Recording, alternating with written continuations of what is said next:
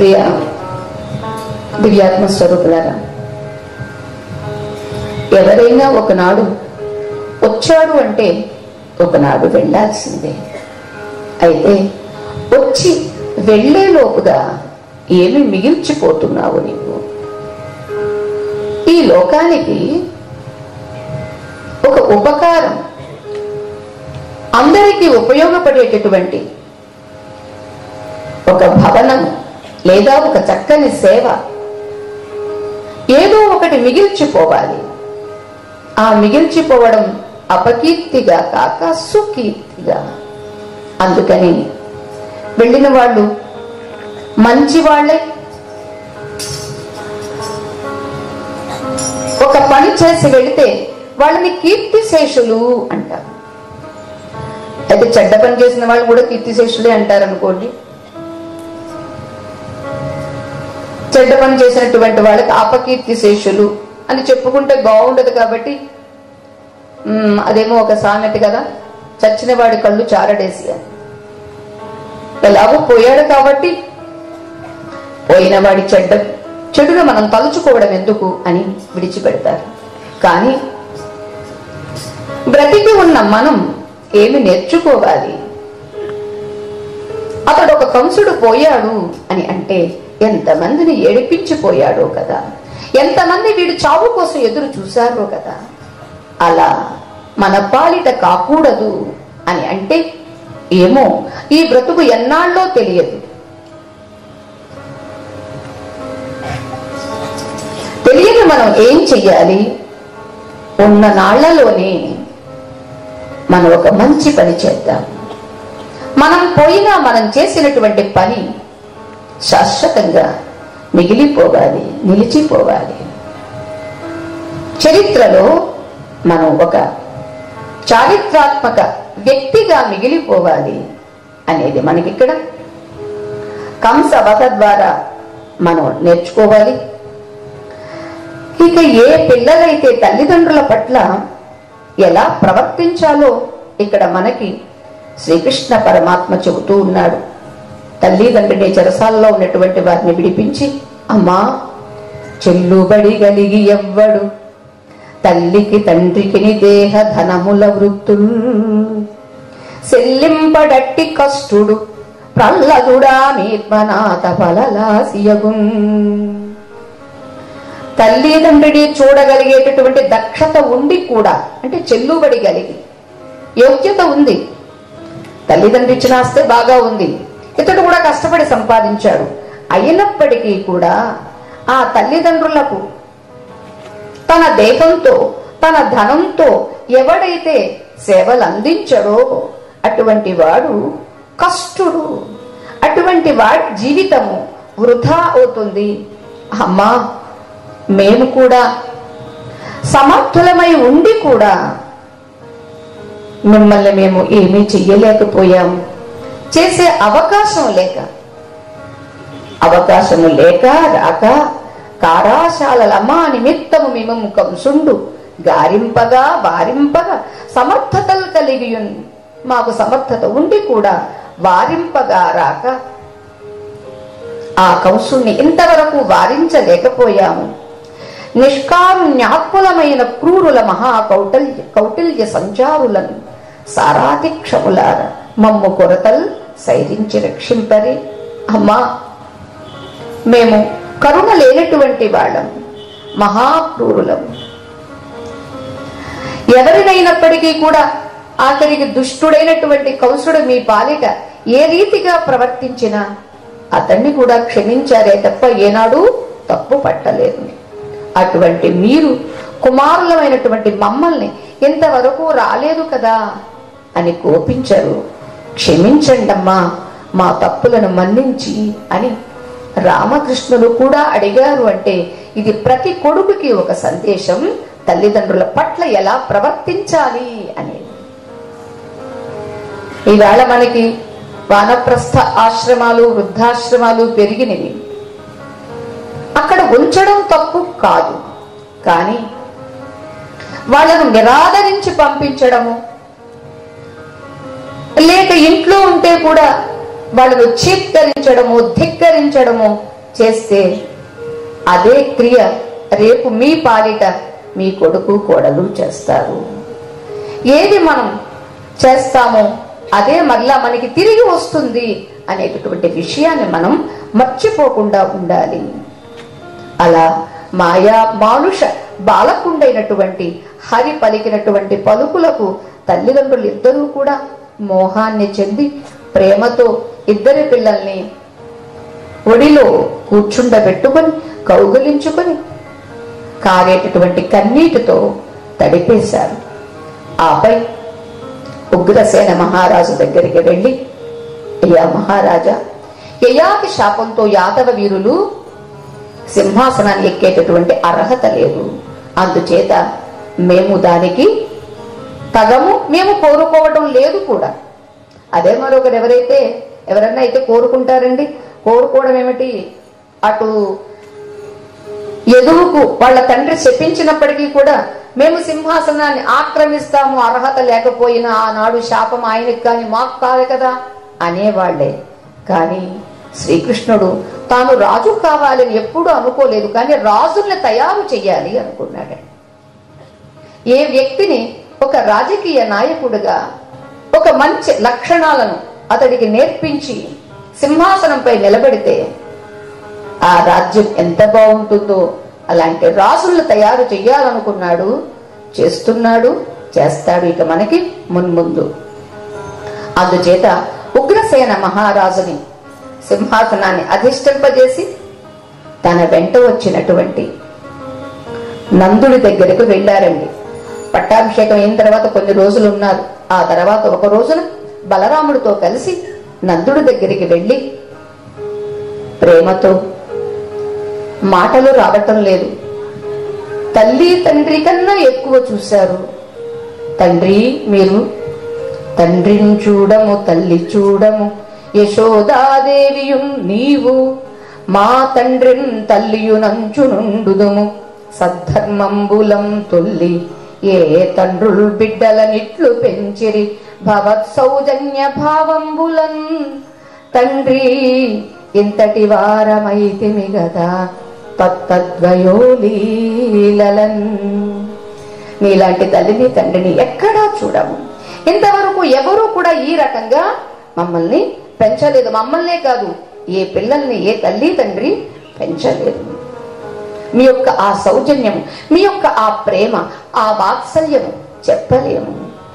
మీరు చూపించినటువంటి ప్రేమ వల్లే కదా మేము ఎంతటి వాళ్ళమయ్యాము, ఇన్ని కార్యాలు చేశాము. అదండి తల్లిదండ్రుల పట్ల బిడ్డలకు ఉండాల్సినటువంటి కృతజ్ఞత. కొంతమంది పిల్లలు అంటారు, మా అమ్మ నాన్న ఏమి ఇచ్చారండి.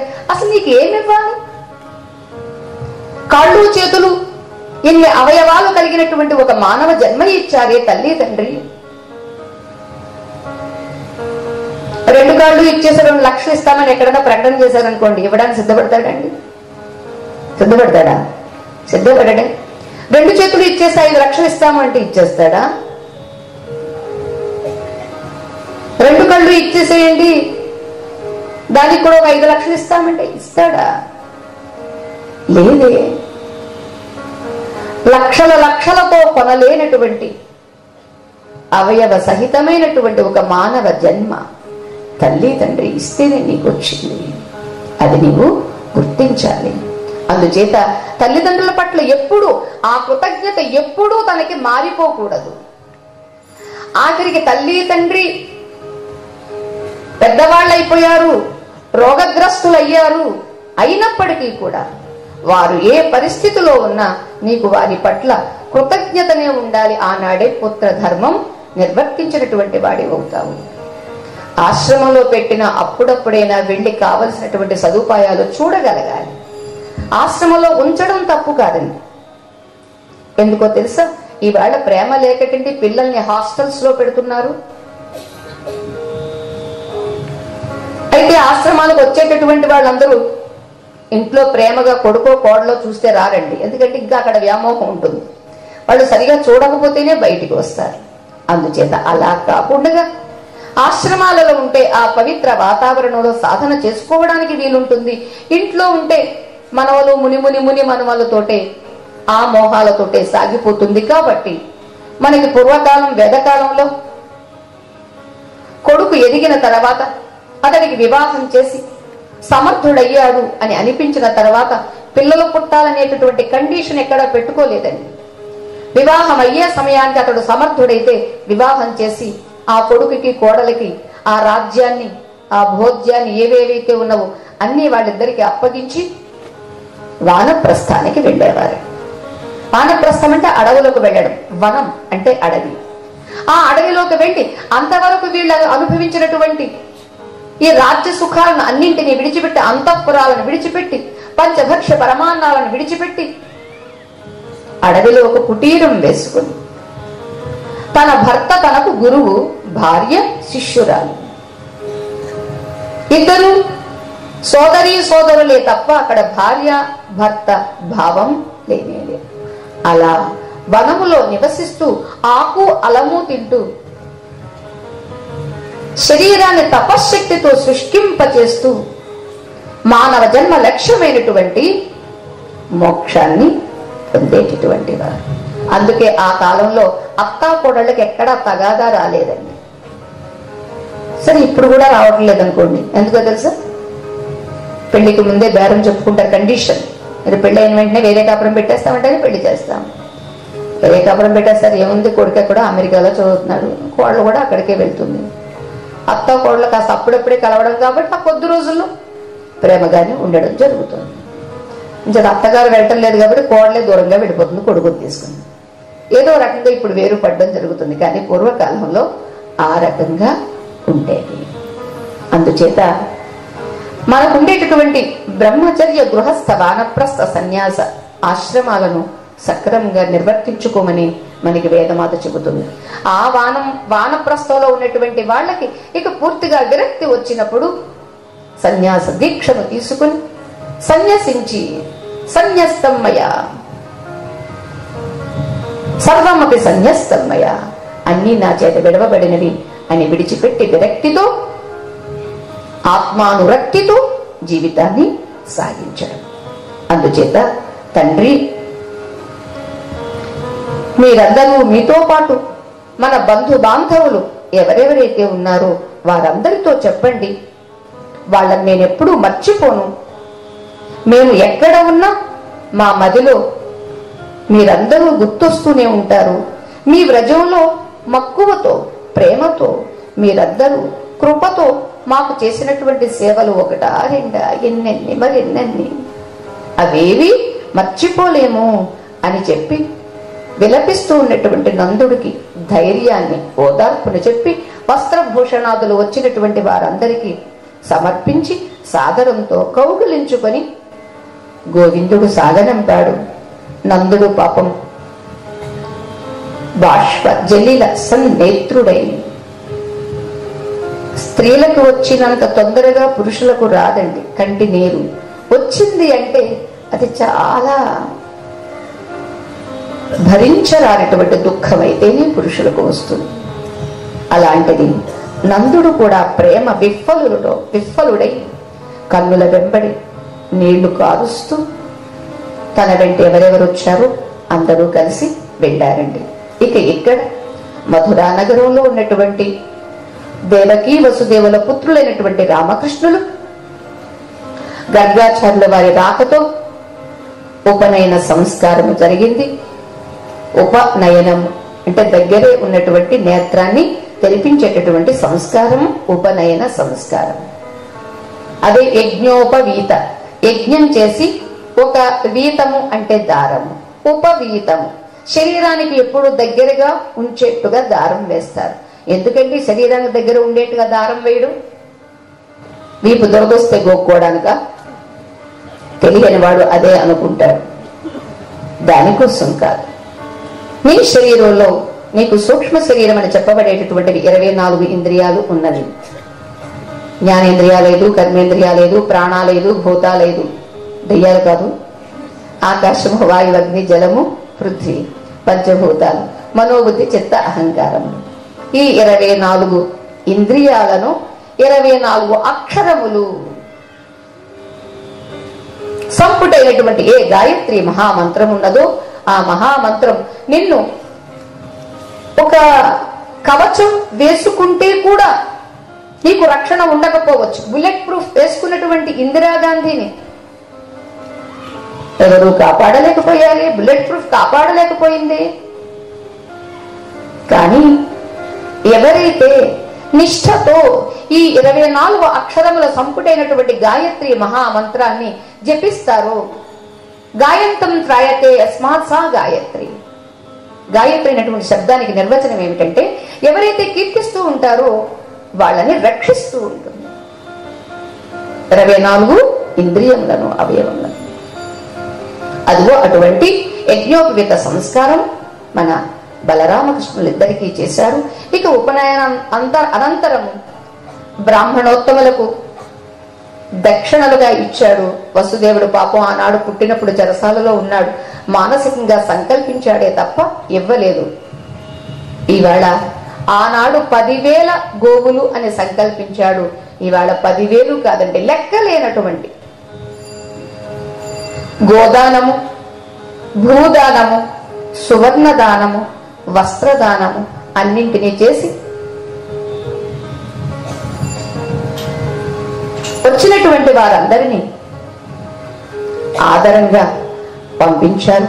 ఇక ఆ తరువాత ఎవరైనా సరే ఈ భూమి మీద ఉన్నటువంటి మానవులు, అతడు ఒక చక్రవర్తి కుమారుడు కావచ్చుగాక, లేదా చక్కని వాచాలుడు కావచ్చుగాక, అంటే మాటకారి కావచ్చుగాక, తెలివైన వాడు కావచ్చుగాక, అందరికీ మాత్రం గురువు అవసరం అని అందరికీ నేర్పించడం కోసం సర్వజ్ఞత్వముతో జగద్గురువులై సంపూర్ణులై ఉండి గురువంగీకరణం చేయజనిరా గోవిందుడు రాముడు. వాడు సర్వజ్ఞుడు, సర్వశక్తిమంతులు, సర్వశాస్త్రములు తెలిసినటువంటి వాళ్లే. కానీ గురువు యొక్క అంగీకారము ఉండాలి సుమా అని అందరికీ నేర్పించడం కోసం వారు గురు కులానికి వెళుతూ ఉన్నారు. మరి ఎవరా గురువు? ఎవరికి ఆ అదృష్టం పట్టింది అని అంటే వైభవ రాశి అయినటువంటి కాశీ మహాపట్నానికి దగ్గరలో ఉన్నటువంటి అవంతిపురం.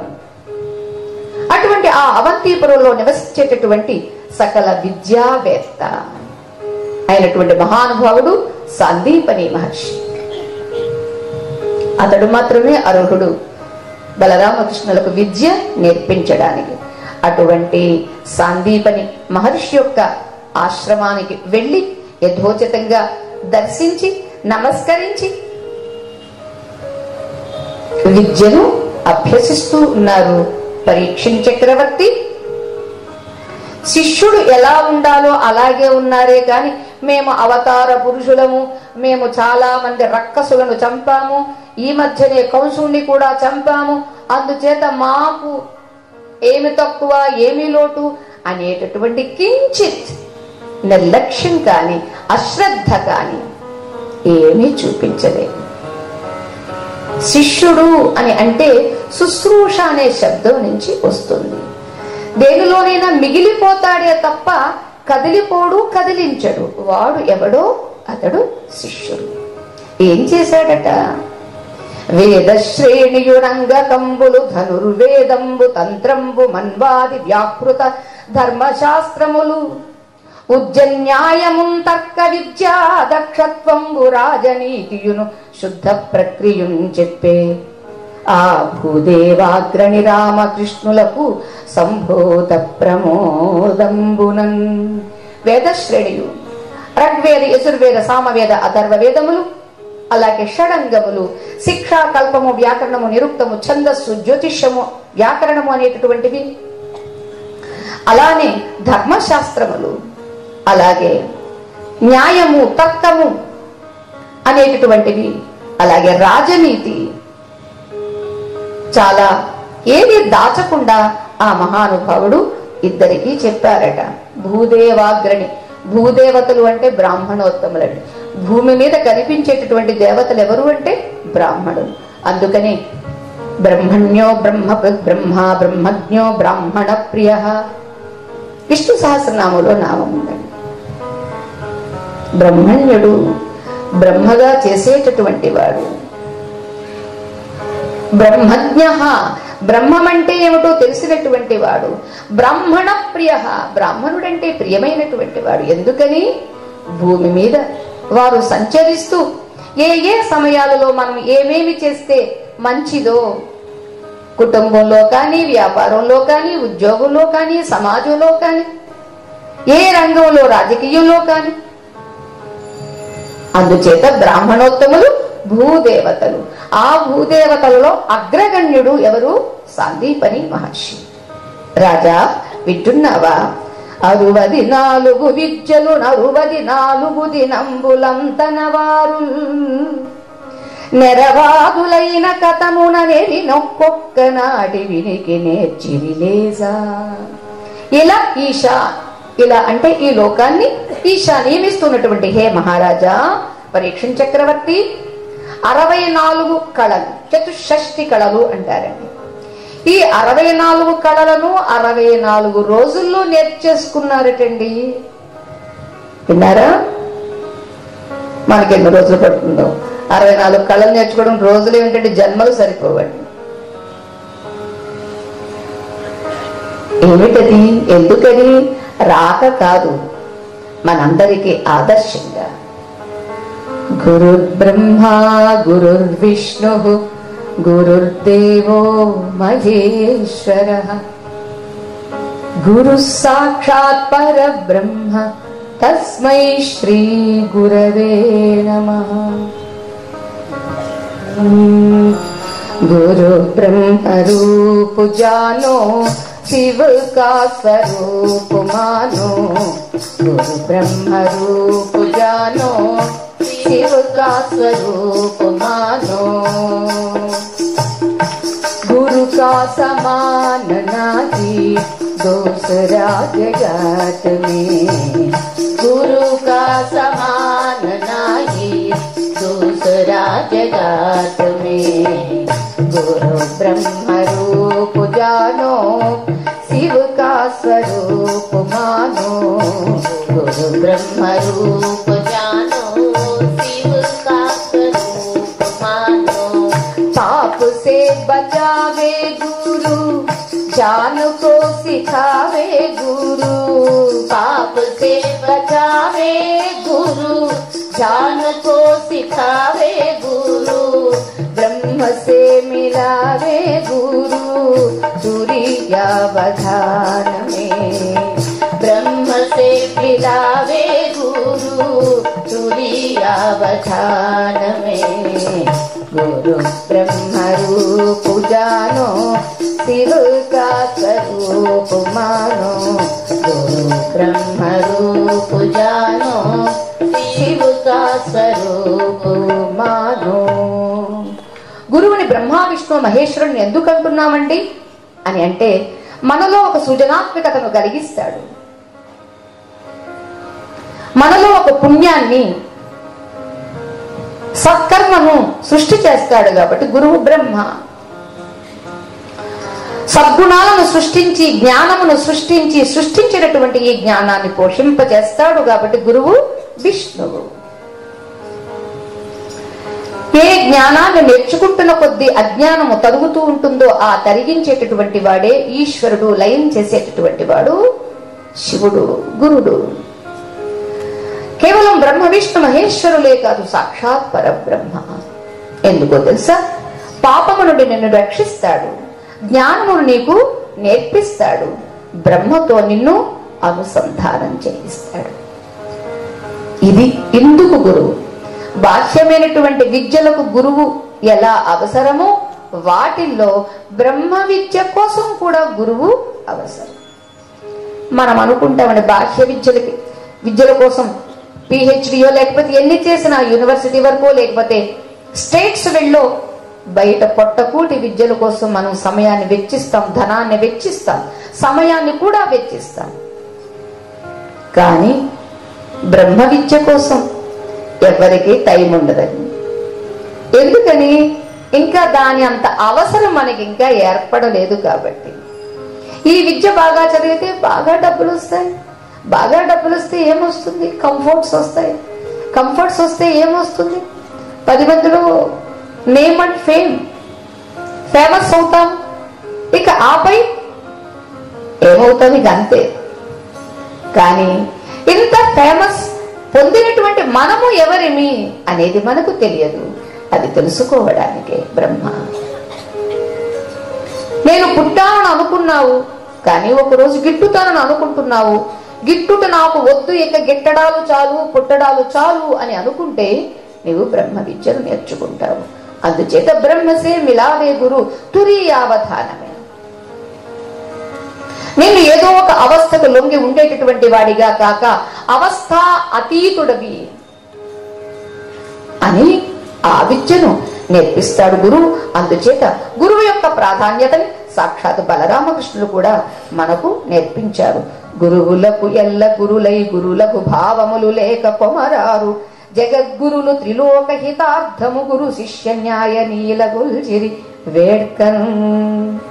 గురువులకు గురువులండి, అయినప్పటికీ కూడా గురుత్వము లఘుత్వము, గొప్ప తక్కువ అనేటటువంటి, హెచ్చు తగ్గు అనేటటువంటి భావములు లేకుండా జగద్గురువులైనటువంటి బలరామకృష్ణులు 3 లోకాలకి హితవు చేయడం కోసమని గురు శిష్య న్యాయ లీల చేశారు. ఇక ఆ తర్వాత మరి అందరూ 12 సంవత్సరాలు ఉండి నేర్చుకుంటారండి. మన స్వామికి 12 సంవత్సరాలు అవసరం లేకపోయింది. ఓన్లీ 64 days, 64 రోజులు 64 కళలు నేర్చుకున్నారు. మరి దక్షిణ తీసుకోండి ఆచార్య, మేము తిరిగి గృహానికి వెళతాము అన్నారు బలరామకృష్ణుడు. ఆ గురువు అనుకున్నాడండి, సమర్థుడైనటువంటి శిష్యుడు ఉన్నప్పుడు ఏదైనా కోరవచ్చు. అంచేత కోరడంలో తప్పు లేదు. శిష్యుణ్ణి కాక, సమర్థుడైనటువంటి శిష్యుణ్ణి కాక గురువు ఎవరిని కోరతాడు? అందుకనే కృష్ణ, నాదొక కోరిక ఏమిటో తెలుసా? నా కొడుకు ఒకసారి ప్రభాస తీర్థంలో స్నానం చేయడానికి వెళితే ఒక కెరటం వచ్చి లాక్కుని వెళ్ళింది. ఆ కెరటం లాక్కుని వెళ్ళిపోయేటప్పుడు పంచజనుడు అనేటటువంటి రాక్షసుడు అతన్ని మింగేశాడు. ఏమయ్యిందో తెలియదు. నా పుత్రుడు మళ్ళా తిరిగి రాలేదు. అందుచేత నేను కోరుకుంటున్నాను నిన్ను గురుదక్షిణగా నా కుమారుడిని తీసుకొచ్చి ఇవ్వమని. అతడు కోరడం జరిగింది. ఇతడు అసమర్థుడు కాదు కదా, అందుచేత తప్పనిసరిగా నేను తీసుకొస్తాను ఆచార్య అన్నాడండి. ఇదే విషయము వెళ్ళి వచ్చిన తర్వాత దేవకీ వసుదేవులతో చెబితే ఆ దేవకీ మాత కూడా సమర్థుడైన కొడుకున్నప్పుడు నేను మాత్రం కోరుకోకపోవడం ఏమిటి అని, నాన్న నీ అన్నలు నీకు ముందుగా పుట్టినటువంటి వాళ్ళు 6గురిని పొట్టన పెట్టుకున్నాడు దుష్టుడైనటువంటి కంసుడు. వాళ్ళందరినీ కూడా తీసుకునిరా, నాకు చూడాలని ఉంది అన్నది తల్లి. అలాగేనమ్మా, దానికి ఏముంది అన్నాడంటే సమర్థుడండి. మరణించినటువంటి వాళ్ళను కూడా తీసుకురాగలిగినటువంటి సమర్థుడు తన పుత్రుడు. సామాన్యుడా, సాక్షాత్ శ్రీమన్నారాయణుడు. అక్కడ తల్లి కూడా తీసుకువెళ్ళాడు. సరే తీసుకొస్తానని మాట ఇచ్చినటువంటి బలరామకృష్ణులు సముద్రం దగ్గరికి వెళ్ళి అడిగారు, సాగర సుబుద్ధితోడను మా గురుపుత్రకుని దెమ్ము, మారాడిన నీ వాగడ మౌదు దుస్సహ వేగరణాభీల నిశిత విశిఖాగ్నులకు. వేరే మాట మాట్లాడకుండా, హే సముద్రుడా, సుబుద్ధితో మా గురుపుత్రుని తీసుకొచ్చి మాకు ఇవ్వు, లేకపోతే నేను నా కళ్ళతో నిప్పుల అగ్నిని కురిపిస్తాను, నీవు మాడిపోతావు అన్నాడు. గత అవతారంలో రామచంద్రుడు చాలా మర్యాదగా అడిగాడండి. అందుకనే మర్యాదగా అడిగితే ఆయన రాలేదండి. చివరికి అప్పుడు కళ్ళెర్ర చేశాడండి రామచంద్రుడు. మర్యాద పురుషోత్తముడు కదండి. ఈయనంతా కొంచెం ఫాస్ట్ అండి. ఈ యుగంలో ఎంత ఫాస్ట్, దానికి ముందుగా అడ్వాన్స్ గానే. ఎందుకంటే కలియుగ ప్రారంభంలో, త్రేతాయుగ అంతంలో, ఇది ద్వాపర యుగ అంతంలో వచ్చినటువంటి అవతారం కాబట్టి వెంటనే అప్పుడు ఆ జలరాశి అంటే సముద్రుడు నమస్కరించి కృష్ణ నన్ను క్షమించు, జరిగింది ఏమిటో నేను చెబుతూ ఉన్నాను, వంచన నాలో ఏమీ లేదు. హే యదువల్లభులారా, ఈ ప్రభాస తీర్థంలో ఆ కుమారుడు స్నానం చేయడానికి వచ్చినప్పుడు ఒక కెరటం లోపలికి తీసుకొచ్చింది. అంతే, ప్రచండ గతితో పంచజనుడు అనేటటువంటి రాక్షసుడు వచ్చి మింగేశాడు. అందుచేత ఆ బాలుడు ఏమయ్యాడో నాకు తెలియదు, ఇంతవరకే నాకు తెలిసింది అని చెబితే, సరే ఎక్కడున్నాడు అంటే ఇంకెక్కడ నా గర్భంలోనే ఉన్నాడు అని చెప్పాడు సముద్రుడు. అప్పుడు శ్రీకృష్ణుడు ఆ పంచజనుణ్ణి తన దగ్గర ఉండేటటువంటి శంఖాన్ని పూరిస్తే అప్పుడు వాడు బయటకు వచ్చాడు. వాడితో స్వామి యుద్ధం చేశాడు. యుద్ధం చేసిన తర్వాత చూస్తే ఆ పంచజనుడి యొక్క గర్భంలో శంఖము ఉందే తప్ప పిల్లవాడు లేడు. సరే ఇక ఆలోచించాడు, చనిపోయిన వాళ్ళందరూ ఎక్కడుంటారండి? యమధర్మరాజు లోకంలో ఉంటాడు. అందుకని అక్కడికి వెళదాము అని సంయమనీ నామ నగరంబు చేరి, సంయమ అతడి పేరంటే ఎవరు? యముడు. సంయమనం, ఎవరికి ఏ మృత్యు వచ్చినా మనం అనుకుంటామండి, ఏమిటోండి ఆ కారణ మృత్యు వచ్చిందండి. ఆహా, అతడికి ఆ రీతిగా ఉంటేనే ఆ రీతిగా జరుగుతుందే తప్ప మరి ఏ రీతిగా జరిగే వీలు లేనే లేదు. అతడు యమనం ఎంత సక్రమంగా చేస్తాడు అంటే సంయమని. సంయమని పేరు కలిగినటువంటి ఆ నగరానికి వెళ్ళాడు. ద్వారములోనే తాను శంఖాన్ని పూరిస్తే ఆ శంఖనాదం విని యముడికి చాలా కోపం వచ్చింది. ఎవడు ఆ కుర్రకుంక నా నరకలోకానికి వచ్చి శంఖాన్ని పూరిస్తున్నాడు, ఇప్పుడు నేను అతన్ని ఏం చేస్తాను అని చాలా కళ్ళెర్ర చేసి యమధర్మరాజు వాకిటి దగ్గరికి వచ్చేసరికి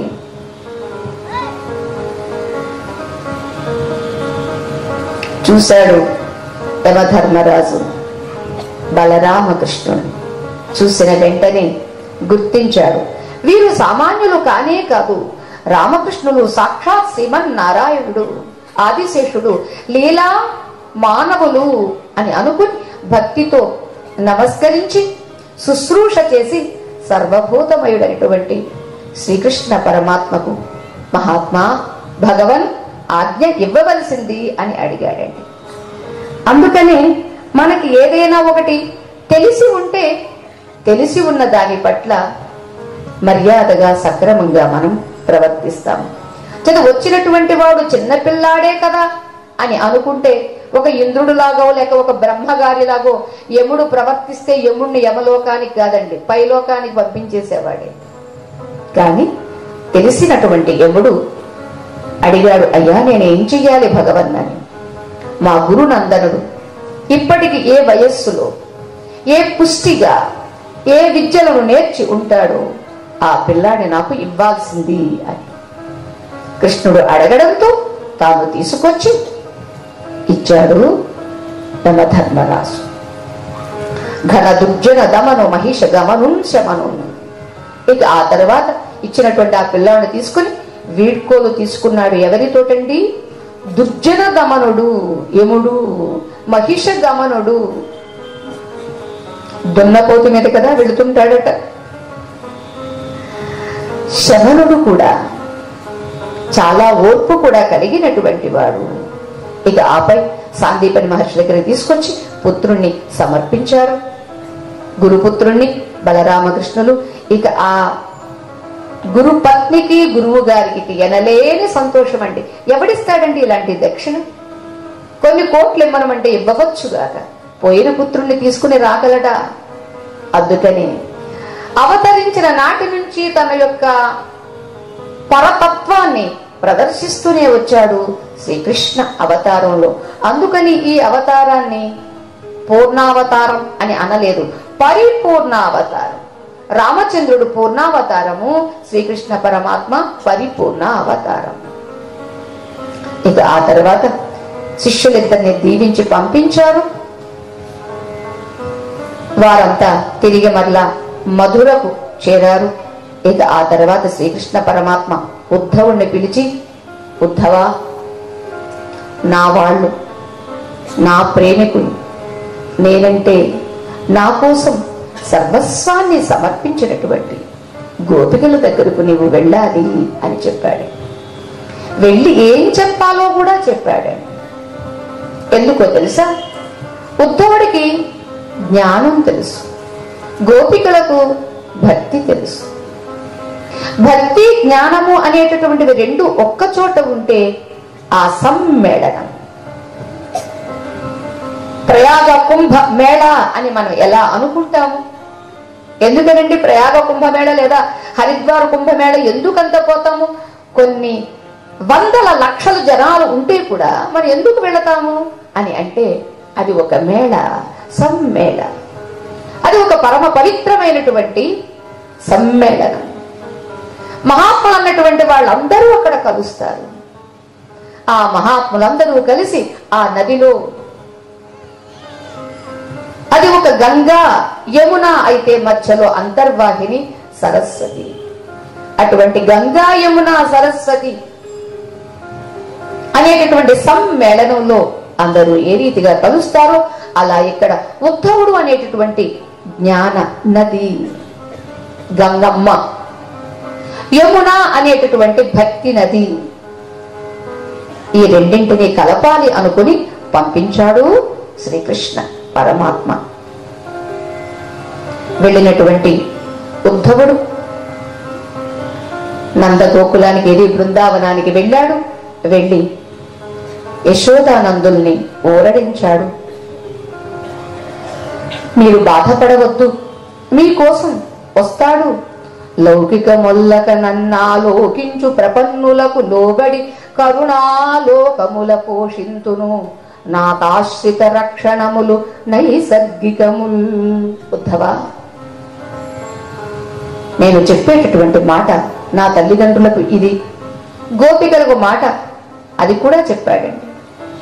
ఎవ్వరూ కూడా ఆ బృందావనంలో ఉన్నటువంటి వాళ్ళు మనలాగా లౌకికాన్ని ఏది వద్దు అన్నారే తప్ప లౌకికము కావాలి అలౌకికము కావాలి అని మనలాగా అనలేదండి. మనం అలౌకికమైనటువంటి భగవంతుడినే కోరుకుంటే ఆ భగవంతుడు ఈ ఇహాన్ని కూడా ఇస్తాడు. ఆయన ఎగ్గొట్టేసేవాడు కాదు. లేదు, ఇహం ఉంటే వీడికి మనస్సు చెదురుతుంది, చ్యుతుడవుతాడు అని అన్నప్పుడు ఇహాన్ని కూడా తీసేస్తాడు. ఏది చేసినా అది భగవత్ ప్రసాదమే. ఏది ఉన్నా, ఏది పోయినా, ఏది వచ్చినా, ఏది రాకపోయినా ఇది భగవంతుడికి ఉండేటటువంటిది. స్వామి యొక్క సహజ లక్షణం ఏమిటట? ఈ లోకాలని కాదు అని నన్నే ఆలోకిస్తూ నన్నే శరణు కోరినటువంటి వాళ్లకు నేను కరుణ అనేటటువంటి దృష్టితో వాళ్ళని నేను పోషిస్తాను. ఇది మనందరికీ ఒక అభయం అండి. అనన్యాశ్చింతయంతో మాం ఏ జనాః పర్యుపాసతే తేషాం నిత్యాభియుక్తానాం యోగక్షేమం వహామ్యహం. ఇక్కడ ఒక చిన్న విషయాన్ని మనం చెప్పుకుందాం. శ్రీధర స్వామి మహాపండితుడు, పరమభక్తుడు, వివాహం అయ్యింది. ఆయనకి తగినటువంటి ఇల్లాలే ఆయన భార్య కూడా. సంతానం లేరు. శ్రీమద్ భగవద్గీతకు వ్యాఖ్యానాన్ని రాస్తూ రాస్తూ ఈ శ్లోకం దగ్గరికి వచ్చారండి. అనన్యాశ్చింతయంతో మా. ఈయన ఏమిటిలా చెప్పాడు? ఏ చింతన లేకుండా, అంటే అన్య చింతన లేకుండా నన్నే ఎవరైతే చింతిస్తూ ఉంటారో, నన్నే ఉపాసిస్తూ ఉంటారో అటువంటి వాళ్ళ యొక్క యోగక్షేమాలను నేను వహిస్తాను అన్నాడు. ఏది? నాకేమీ ఉద్యోగము సద్యోగము లేదు, ఇల్లా గడవదు, ఏ పూటైనా కాస్త పుష్టిగా తుష్టిగా తిందామా అంటే అది ఉండదు. ఈయన యోగక్షేమాలు ఎలా వహిస్తున్నాడు? బట్టి మాట అని అక్కడ ఆ శ్లోకం కొట్టి పడేశాడు.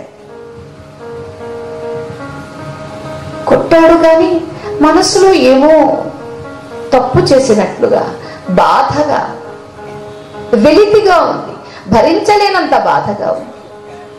ఆయన ఒక్కసారి స్నానం చేసి వద్దాము, నది ఒడ్డుకు వెళదాము అని అది అక్కడ రాసేటటువంటి ఆ కలము అవి అక్కడే విడిచిపెట్టి వెళ్ళారు బయటికి.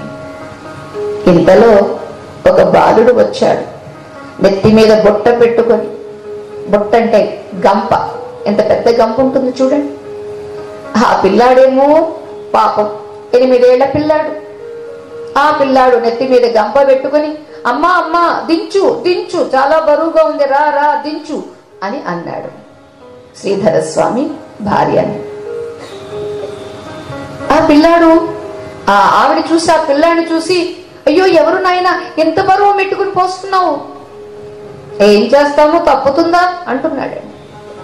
సరే దించి, అమ్మయ్య అన్ని వచ్చినావో లేదో చూసుకోమ్మా అన్నాడు. ముఖం చూస్తే, ఆ మాటలు చూస్తేనే ముత్యాలు ఒలికేట్లుగా ఉన్నవి.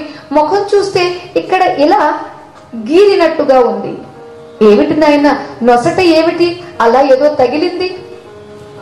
ఏదో తగలడం కాదు, మీ ఆయనే గీశాడు. మా ఆయన చాలా మంచివాడు, ఎవరికి చీమకు కూడా అపకారం చెయ్యడు. అడుగు తీసి అడుగు వేస్తుంటే చూసి వేస్తాడే తప్ప ఎవ్వరికి అపకారం చెయ్యడు. నీవేదో తెలియక పొరపాటు పడి ఉంటావు నాయన, మా ఇంటికి కాదు మరొకరు ఎవరింటికో వెళ్లాల్సిన వాడివి అయి ఉంటావు. వెళ్ళు నాయన, రా మరలా ఎత్తుతాను. కాదు, నేను చాలా తెలివైన వాడిని, నాకు అన్నీ తెలుసు, అన్ని విలాసాలు అంటే అడ్రస్లు అన్నీ నాకు తెలుసు. మీ ఇంటికే నాయన, ఎంతకు నీవెవరివి? నీ మాటలు నీ మోము చూస్తూ ఉంటే చాలా ముచ్చటేసుకొస్తుంది. ఎవరివి నాయన అంటే నేనేమని చెప్పాలి? అంటే అమ్మా నాన్న లేరు. అమ్మా నాన్న లేకుండా? అవును. ఇంతకు నీ పేరేమిటి? చాలా పేర్లున్నాయి, నువ్వే పేరు పెట్టి పిలిచినా నేను పలుకుతాను. మాటలన్నీ చాలా విచిత్రంగా ఉన్నాయి. ఆ పిల్లవాడి బుగ్గలు పట్టుకుని చేతులు పట్టుకుని అయ్యయ్యో రక్తం వస్తుంది అని ఇలా తొడవబోతూ ఉంటే నాకు సమయం అయిపోయింది, వెళ్ళిపోతున్నాడు. ఎందుకంటే ఇంతలో ఆయన వస్తున్నాడండి. వెళ్ళిపోతున్నాను చెయ్యి బదిలించుకొని వెళ్ళిపోయాడు. ఇంతలో శ్రీధర స్వామి వచ్చారు. ఏమండి ఎందుకు ఇలా చేశారు అని అడిగారు. ఏమిటి నేనేం చేశాను?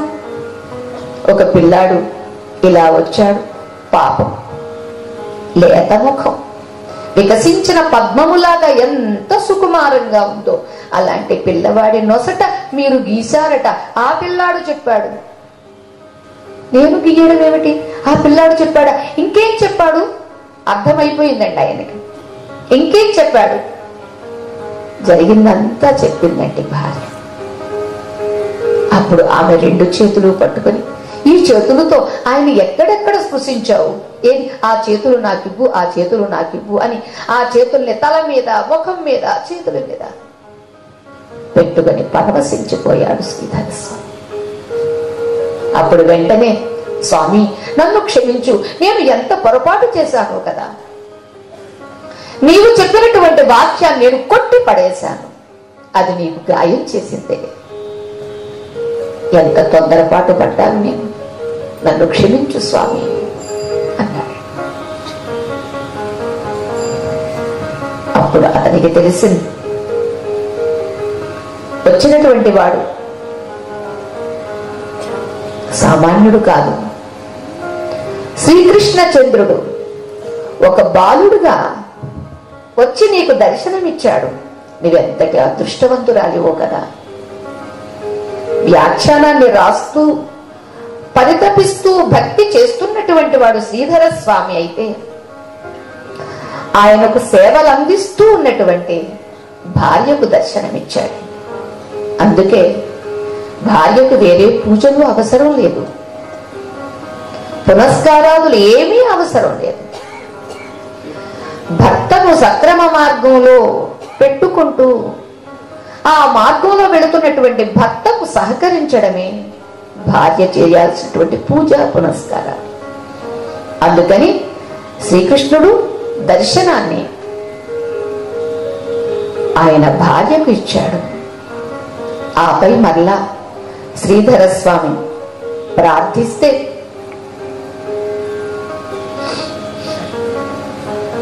శ్రీధర స్వామికి కూడా దర్శనమిచ్చాడండి. ఇది మనందరికీ ఉండాల్సినటువంటి విశ్వాసం. అందుకని భగవంతుడు ఎన్నోసార్లు మరెన్నెన్నో సార్లు చెబుతూనే వచ్చాడు. కానీ ఎన్నిసార్లు చెప్పినా ఆశ్చర్యం ఏమిటంటే మన తలకే ఎక్కటం లేదు. ఎక్కించుకోవాలని ఈ ప్రయత్నం, అదొక భాగవతం కావచ్చు, రామాయణం కావచ్చు, భారతం కావచ్చు, భగవద్గీత కావచ్చు, ఏ పురాణాలైనా కావచ్చు. పురాణ పురుషుడు మనవాడు, మనల్ని రక్షించదగినటువంటి వాడు. అందుచేత నాకు ఆశ్రిత రక్షణములు నైసర్గికములు అని చెప్పు అన్నాడండి. నైసర్గికం అంటే సహజం. మనకి కొన్ని ఎలా సహజంగా ఉంటాయో, సహజం అంటే పుట్టుకతో పుట్టినటువంటి సహ జాయతే, అది సహజం. అందుచేత ఈ మాటగా చెప్పు అని అంటూ, అమ్మా సందేహం మానండి, విడిచిపెట్టండి. శ్రీకృష్ణ పరమాత్మ తప్పనిసరిగా వస్తాడు, మరలా తిరిగి మీ అందరితో కలిసి ఉంటాడు అని ఉద్ధవుడు చెప్పాడు. ఆ వచ్చినటువంటి ఉద్ధవుడు కూడా శ్రీకృష్ణ పరమాత్మ లాగే నీలి రంగుతో ఉంటాడు. శ్రీకృష్ణ పరమాత్మ ధరించి విడిచిపెట్టినటువంటి వస్త్రాలని ధరించేవాడట ఉద్ధవుడు. అటువంటి ఉద్ధవుణ్ణి శ్రీకృష్ణుడిగానే భావన చేసి నందుడు, ఉపనందుడు మొదలైనటువంటి వాళ్ళు కౌగిలించుకొని అక్కడ మా కృష్ణుడు ఏం చేస్తున్నాడు, ఎలా ఉన్నాడు, ఎప్పుడైనా మా గురించి అనుకుంటాడా, అంటాడా, అన్నా భద్రమే తల్లిదండ్రుల మమ్మును హర్షించి చింతించునే తన్నుం బాసిన గోప గోపికల మిత్రవ్రాతమం గోగణంబున్ నిత్యంబుదలచునే వననదీ భూముల్ ప్రసంగించునే వెన్నుండెన్నడు వచ్చునయ్య ఇటమా వ్రేపల్లెకున్ ఉద్ధవా అని అడిగారండి. ఎప్పుడొస్తాడు, మమ్మల్ని గురించి ఎప్పుడైనా అడుగుతూ ఉంటాడా అని. ఇక్కడ ఏమేం చేశాడో ఆ గుణాలన్నీ నందుడు ఉద్ధవుడికి వివరిస్తూ ఉంటే యశోదాదేవి ప్రేమ విఫలై వింటుంటేనట ఆమెకు స్తన్యం పొంగిందట. ఇది మనం వినడానికి విడ్డూరంగా అనిపిస్తుంది. ఎవరికైనా ప్రేమ అతిశయించినప్పుడు, బిడ్డపై వాత్సల్యం కలిగినప్పుడు అక్కడున్నటువంటి రక్తం దుగ్ధమవుతుంది. అది ఒక గోవుకు కావచ్చు, అది ఒక స్త్రీ మాతకు కావచ్చు. ఆమె ఆ అనుభూతిని పొందింది. ఇలా గోవింద సందర్శనాభావ విఫలులైనటువంటి యశోద నందులకు, అమ్మా అతడు సామాన్యుడు కాదు, సాక్షాత్ శ్రీమన్నారాయణుడు. అట్టి నారాయణుండు అఖిలాత్మభూతుండు కారణ మానవాకారుడైన చిత్తంబులతనిపై చేర్చి సేవించి తిరి. శ్రీమన్నారాయణుడిపై మీరు మీ చిత్తాలను చేర్చి శ్రద్ధతో ఏకాగ్రతతో చేశారమ్మా, అతి కృతార్థుల రైతిరి. కృతార్థులయ్యారు మీరు. అనవరతము శోభిల్లు ఇంధన జ్యోతి చందంబున అఖిల భూతములందు అతడు అతనికి జననీ జనక దార సఖి పుత్ర బాంధవ శత్రు ప్రియజనులు లేరు. ఇంతమందిగా మీరున్నారు, కానీ ఆయనకి వాస్తవానికి తల్లి, తండ్రి, పుత్రుడు, మిత్రుడు, శత్రుడు ఇవేమీ లేరు. ఆయన యొక్క గుణగణాలను ఏమని పొగిడేది?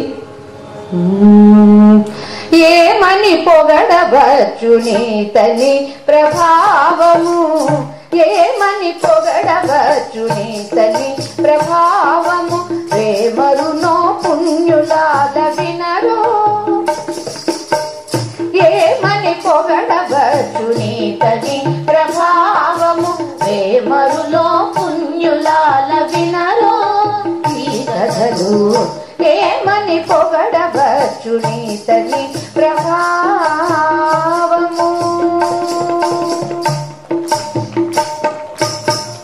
అనంత సూర్య తేజుడట కాంతి చెప్పనింత, అనంత సూర్య చేయుడట కాంతి చెప్పనింత తనుజాతకుండట ప్రతాపమెంత తనుజాతకుండట ప్రతాపమెంత మనసిజ గురుడట మరి చక్కదనమెంత మనసిజ గురుడట మరి చక్కదనమెంత వనజుగనిన ఎట్టివాడట ధనతెంత ఏమని పొగడవచ్చుని తని ప్రభావము ఏమని పొగడవచ్చుని తని ప్రభావము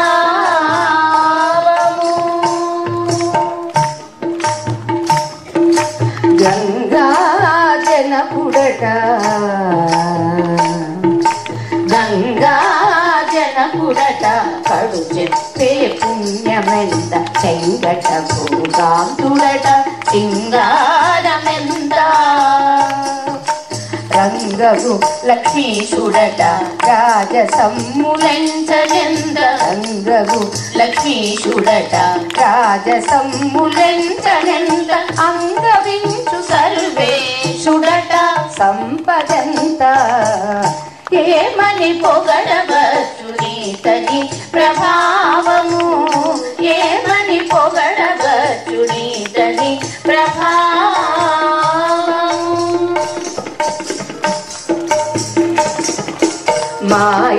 మాయానాథుడట మాయానాథుడట మహిమవచించుటెంత మాయానాథుడట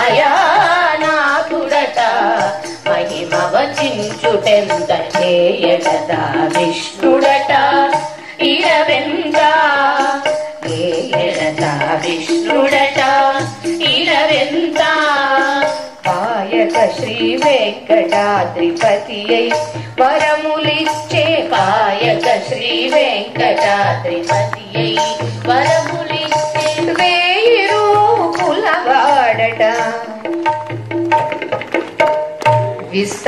విస్తారమెంత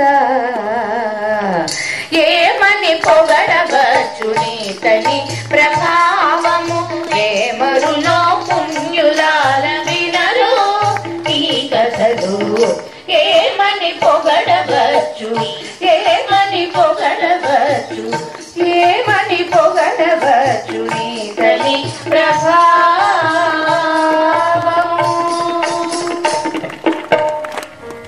ఉద్ధవుడు చెబుతూ ఉన్నాడు, ఇతడు సామాన్యుడు కాడు, శ్రీమన్నారాయణుడు, అఖిలాత్మభూతుడు.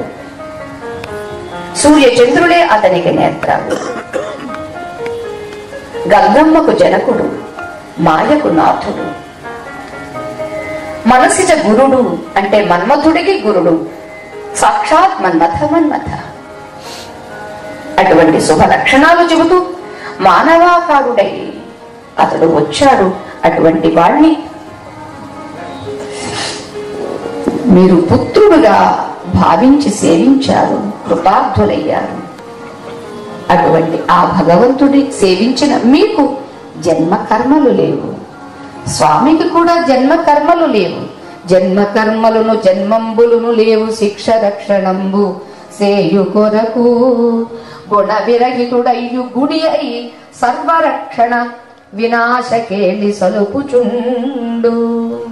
అజోపి సన్నవ్యయాత్మా భూతానామీశ్వరోపి సన్ ప్రకృతిని స్వామధిష్టాయ సంభవామి ఆత్మమాయయ అని గీతలో చెప్పినట్టుగా అజహ అపి పుట్టుక లేనివాడైనప్పటికీ శిష్ట రక్షణం చెయ్యడం కోసం, గుణములు లేకపోయినప్పటికీ గుణి అయి సర్వరక్షణం చెయ్యడం కోసం ఇలా వచ్చాడు అని ఆ హరి యొక్క ప్రభావాన్ని వాళ్లకు చెబుతూ ఉన్నాడండి.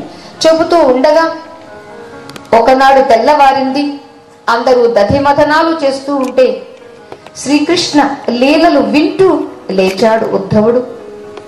లేచి తాను అనుష్ఠానం చేసుకుంటూ ఉన్న సమయంలో గోపికలకి తెలిసింది, ఎవడో వచ్చాడట, ఎవరినో పంపాడటే కాని తాను రాలేదట అని అనుకుంటూ రాజీవాక్షుడు సుందరాక్షుడు మహోరస్కుండు పీతాంబరుండు ఆజానుస్థిత బాహుండు అంబోరుహమాలాలంకృతుండు ఉల్లసత్రాజత్కుండలుడొక్కడు వీరుడి చటన్ రాజిల్లుచున్నాడు మా రాజీవాక్షుని భంగినంచుగనిరా రాజాన్వయం గోపికల్.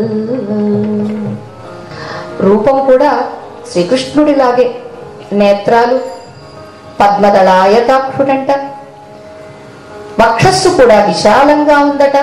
స్వామి ధరించి విడిచిన వస్త్రాలే వేసుకుంటున్నాడు కాబట్టి ఇతడు కూడా పీతాంబరధారుడు, చేతులు కూడా ఆజానుబాహుడు.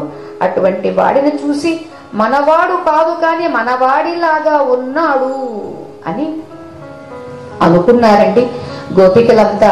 చూశారు. ఇక చూసినటువంటి గోపికలకు కోపం లోపల పొంగిపోతుంది, మండిపోతూ ఉంది. మరి ఆ పొంగుతూ మండుతూ ఉన్నటువంటి దాన్ని ఎలా వ్యక్తం చెయ్యాలి? ఆడవాళ్ళకి బాగా తెలుసట, మగవాళ్ళకి అంతగా తెలియదట. పాపం ఉన్నదాన్ని ఉన్నట్టుగా స్వచ్ఛంగానే చెబుతారే తప్ప, ఏదో 4 కేకలేస్తారే తప్ప ఆ కేకలు ఎలా వెయ్యాలో తెలియకుండా, కేకలు లేకుండా ఎలా చురకలు వెయ్యాలో ఆడవాళ్ళకి బాగా తెలుసట. గోపికలు కూడా ఇక్కడ భ్రమర గీతలు. భాగవతంలో గోపికా గీతం, భ్రమర గీతం, ఉద్ధవ గీతం అని కూడా 3 గీతలు ఉంటాయి. ఇది మనకి 2వ గీతం. భ్రమర గీతలు ఏమిటట? అతడు వచ్చినటువంటి ఉద్ధవుడు ఏదో మాట్లాడబోతూ ఉంటే ఇంతలో వాళ్లల్లో ఒక ఆమె కాస్త చొరవ కలిగింది, కాస్త జ్ఞానం బాగా తెలిసింది.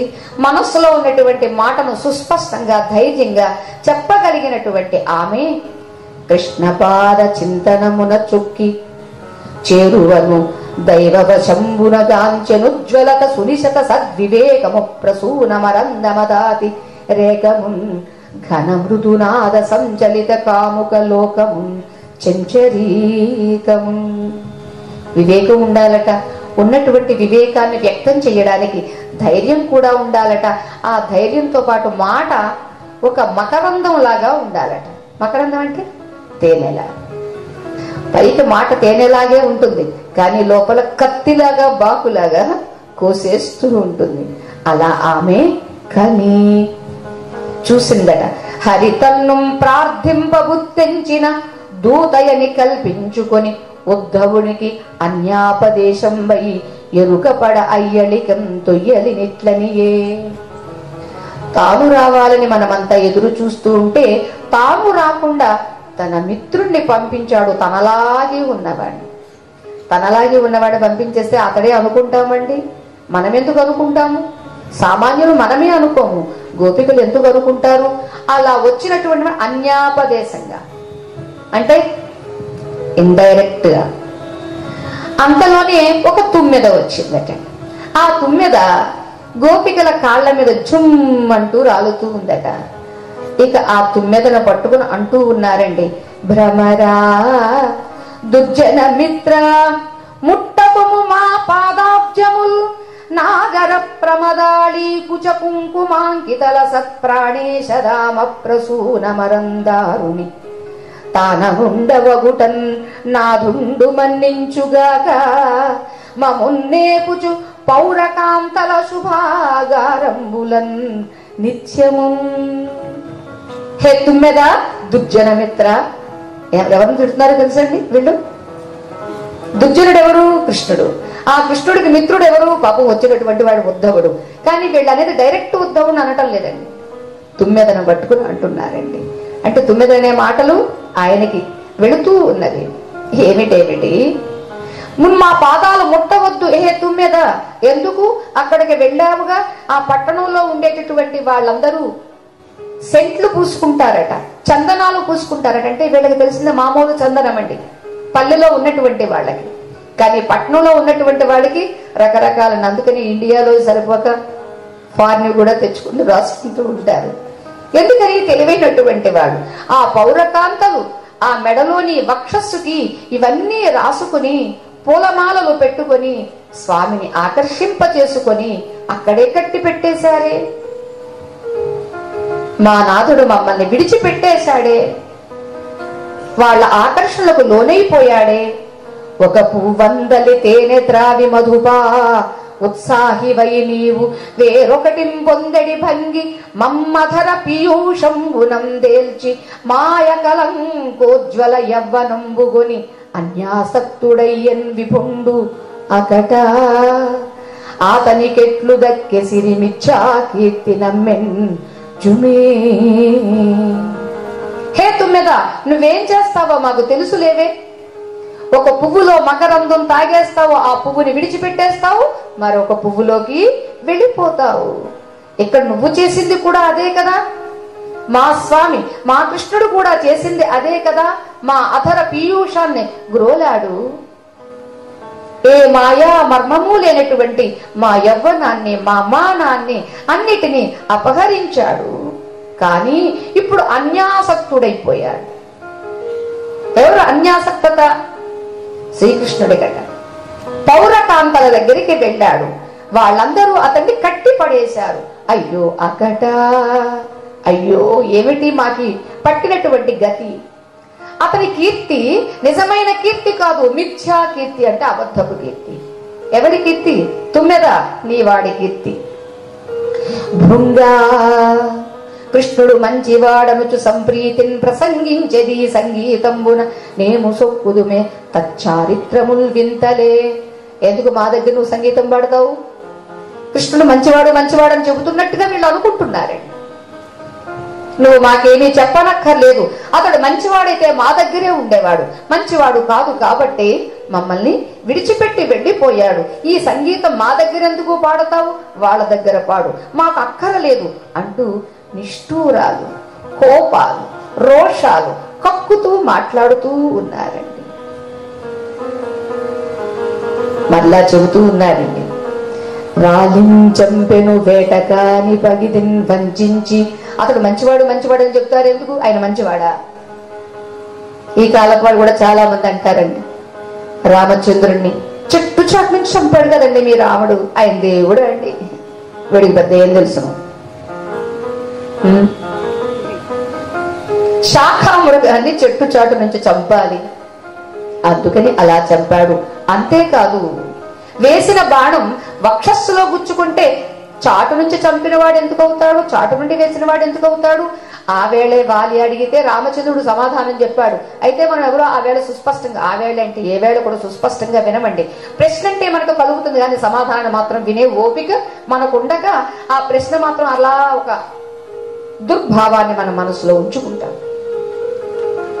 అది ప్రసిద్ధికి ఎక్కిపోయింది కాబట్టి గోపికలు కూడా అదే ప్రసిద్ధి భావాన్ని, మంచివాడా మీ కృష్ణుడు మంచివాడా? మంచివాడైతే వాలిని వేటగాడులాగా ఎందుకు చంపాడు? దైత్యానుజన్ లోలం బట్టి విరూపం చేసెను. దైత్యానుజ ఎవరు? రావణాసురుడు చెల్లెను శూర్పణఖని కాస్త పాపం ప్రేమించి వస్తే ఏం చేశాడండి? శిక్ష, ముక్కు చెవులు కోసి పంపించాడే. బలిన్ రోధంబుతో గట్టి ఈ త్రైలోక్యంబు మొరంగి పుచ్చుకొనియన్ ధర్మజ్ఞుడే. ఒకనాడు బలిచక్రవర్తి దగ్గరికి వెళ్ళి, అయ్యా నీకు నేను దానమిస్తానయ్యా పుచ్చుకోవయ్యా అంటే ఏం చేశాడు? చూపించిన 3 అడుగులు, ఇది చూపించిన చిన్న కొలత బద్ద, కొలుచుకున్నది పెద్ద కొలత బద్ద. అటువంటి వాడా మంచివాడు మీ మాధవుడు? మీ మాధవుండు ధర్మజ్ఞుడే. షట్పద, తుమ్మెద పేరు షట్పద, అంటే దానికి 6 కాళ్ళు ఉంటుందండి. 6 కాళ్ళు ఉండేది ఈ తుమ్మెద మాత్రమే కాదండి, మన దగ్గర కూడా ఒక తుమ్మెద ఉన్నదండి. ఆ తుమ్మెదకి పంచ జ్ఞానేంద్రియములు, మనస్సు, ఇవి 6. అందుచేత మన మనస్సు కూడా షట్పది. మనస్సు అనేటటువంటిది ఏం చెయ్యాలో ఇక్కడ మనకి గోపికలు చెబుతూ ఉన్నారండి. అక్కడ తుమ్మెద వంక పెట్టి చెబుతూ ఉన్నవి అంటే మనకి కూడా ఇక్కడ వంక పెట్టి చెబుతూ ఉన్నారండి. హే షట్పద ఎగ్గుమావల నీకెగ్గింపగా నేటికి. సిగ్గు లేకుండా వచ్చి మా దగ్గరికి ఇలా చెబుతున్నావు, ఇంకా మా దగ్గర ఎగ్గులున్నవా అని ఆ ప్రాస చూడండి. మన పక్కా తెలుగండి, పోతన్న భాగవతంలో గుర్తు చేస్తాయండి ఆ పదజాలాలు అని అంటూ చివరికి బంధుల బిడ్డలన్ మగల భ్రాతల తల్లుల తండ్రులను మనోజాంధత చేసి డించి శరణందిన మమ్ము వియోగ దుర్దశా సింధూనందుద్రోసి ఇటు చేరకపోవుట పాడిగాదు పుష్పంధయ మీ అధీశునకు పాదములంబడి ఎత్తి చెప్పవే. మా పాదాల మీద పడి ఎత్తి చెప్పవద్దు, ఆయన పాదాల దగ్గర పడి చెప్పు. ఎందుకో తెలుసా? అందరినీ విడిచిపెట్టేశాం.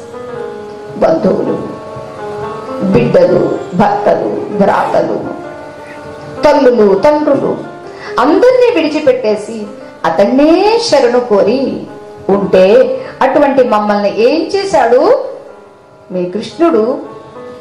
దుఃఖ సాగరంలో పడేశాడు. దుర్దశా సింధువు. దుర్దశ దుఃఖం. ఏం చేస్తున్నాము? ఆ వేళ నుంచి ఏమీ చెయ్యలేక నీవే దిక్కని నమ్మితి స్వామి, నీవే దిక్కని నమ్మితి స్వామి, నిన్ను వినా గతి మరి ఎవరు లేరు, నీవే దిక్కని నమ్మితి స్వామి. కృష్ణ శ్రీకృష్ణ కృష్ణ గోపీ కృష్ణ, కృష్ణ శ్రీకృష్ణ శ్రీకృష్ణ గోపీ కృష్ణ, కృష్ణ శ్రీకృష్ణ కృష్ణ హరే కృష్ణ, కృష్ణ శ్రీకృష్ణ కృష్ణ హరే కృష్ణ. నీ నామములు అనంత నామములు, నీ రూపములు అనంత రూపములు, నీ నామములు అనంత నామములు, నీ రూపములు అనంత రూపములు. రాముడివైనా కృష్ణుడివైనా శివుడవైనా బౌడవైనా, రాముడవైనా కృష్ణుడవైనా శివుడవైనా బౌడవైనా, నీవే నీవే నీవేలే అన్నీ అంత నీవేలే, నీవే నీవే నీవేలే అన్నీ అంత నీవేలే, నీవే దిక్కని నమ్మితి స్వామి, నిన్ను వినా గతి మరి ఎవరు లేరు, నీవే దిక్కని నమ్మితి స్వామి. కృష్ణ శ్రీకృష్ణ శ్రీకృష్ణ హరే కృష్ణ, కృష్ణ శ్రీకృష్ణ కృష్ణ హరే కృష్ణ, కృష్ణ హరే కృష్ణ. ప్రార్థిస్తూ కాంచన రత్న సంఘటిత సౌధాలు లేవు మాధవుడికి, మాకు కుటీరాలే కాని. ఎందుకంటే నంద గోకులంలో ఉన్నప్పుడు భవనాలను అన్నింటినీ విడిచిపెట్టి బృందావనానికి వచ్చి కుటీరాలు వేసుకున్నారండి. అందుకని కుటీరాలే ఉన్నవి కాని భవనాలు లేవు కదా మా దగ్గర. అందుకే పాపం అక్కడికి వెళ్ళిపోయాడు ఆయన. రకరకాల రాజులతో సేవింపబడేటటువంటి రాజధాని మాకు లేదు కదా, మాది పల్లె. మా పల్లెలో ఏముంటాయి? అందుచేత పాపం మీ యదువంశ మండనుడు రాజధానికి వెళ్ళాడు, మధురా నగరానికి వెళ్ళాడు. సురభిపాద ఫలతా శోభిత రామమే మా అరణ్యము సింహమధ్యమునకు. సింహమధ్యముడట స్వామి. స్త్రీలకు ఆనాడు నడుం కనిపించేది కాదట, పురుషులకు కూడా కనిపించేది కాదట. అంటే ఉన్నదో లేదో, సింహానికి నడుం ఎంత సన్నగా ఉంటుందో అంత పరాక్రమంగా ఉంటుంది. అలాగే సింహమధ్యముడైనటువంటి శ్రీకృష్ణ చంద్రుడికి పాపం మా అరణ్యము, మా బృందావనారణ్యం ఎందుకు నచ్చుతుంది? అక్కడ లతల రకరకాల లతలు, పుష్పగుచ్చములు ఇవన్నీ ఉంటే అవి కావాలి కాని ఇవి కావాలా ఆయనకి? పాపం, ఆయనకి రథగజ తురగములు కావాలి. అందుకనే అక్కడికి వచ్చేశాడు. కంసమర్దనుడికి ఇక్కడ మా దగ్గర ధేనువులు తప్ప ఏమున్నవి అని ఈ రకంగా మాట్లాడుతూ, రూప విభ్రమ నైపుణ రూఢలైన మగువలమే మేము. మాకు భగవంతుడిచ్చినటువంటి సహజ అందమే కానీ అందాన్ని అధికం చేసుకునేటటువంటి బ్యూటీ పార్లర్స్ మాకు లేవే. అది మీకు పట్టడం కాబట్టి ఓ ఎన్నెన్నో చేస్తారు, ఎంతెంతో ధనాన్ని సమయాన్ని వెచ్చించుకొని ఆకర్షించుకుంటారు. మేము అటువంటి వాళ్ళం కాదే. ఎలా చింతించుమము కృష్ణుడు, మమ్మల్ని ఎందుకు ఆలోచిస్తాడు, మా గురించి ఏమనుకుంటాడు? కృష్ణుడేలా తలచు పృథివీ నధిపులు నూతన ప్రియులు కారే. ఈ భూమి మీద ఉన్నటువంటి రాజులట, అంటే పెద్ద పెద్దవాళ్ళు గొప్ప గొప్ప వాళ్ళకట నూతన ప్రియులటండి. పాతది అయ్యేసరికి ఎందుకులే పాత చింతకాయ పచ్చడని వదిలేస్తారట.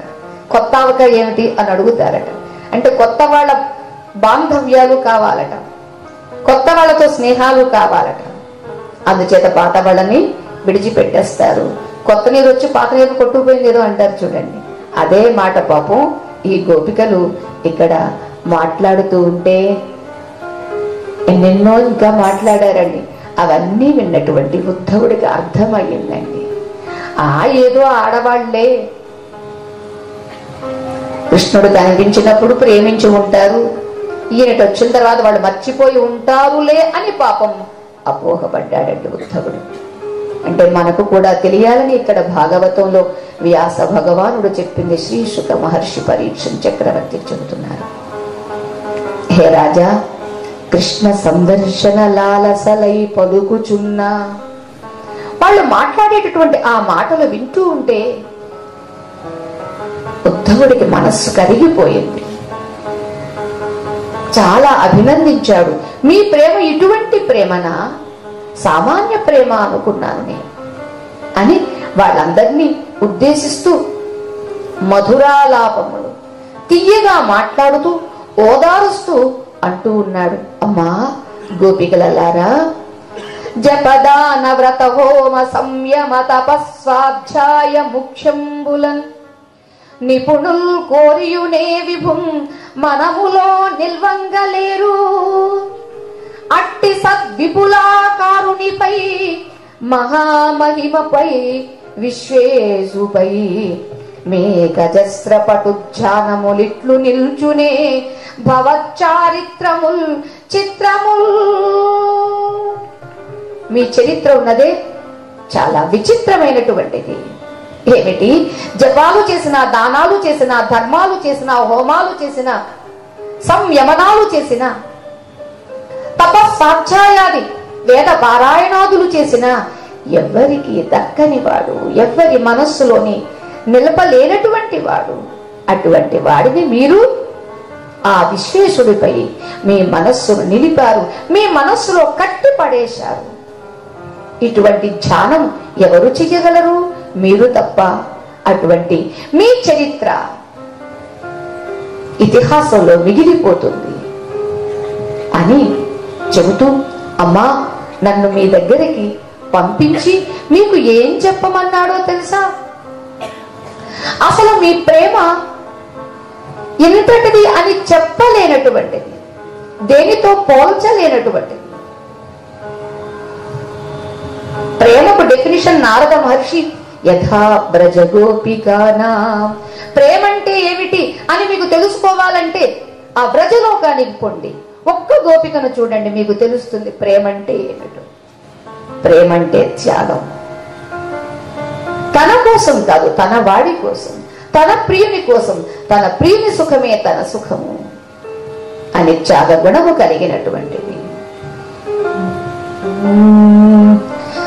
सबसो ऊंची प्रेम सजाए, सबसो ऊंची प्रेम सजाए.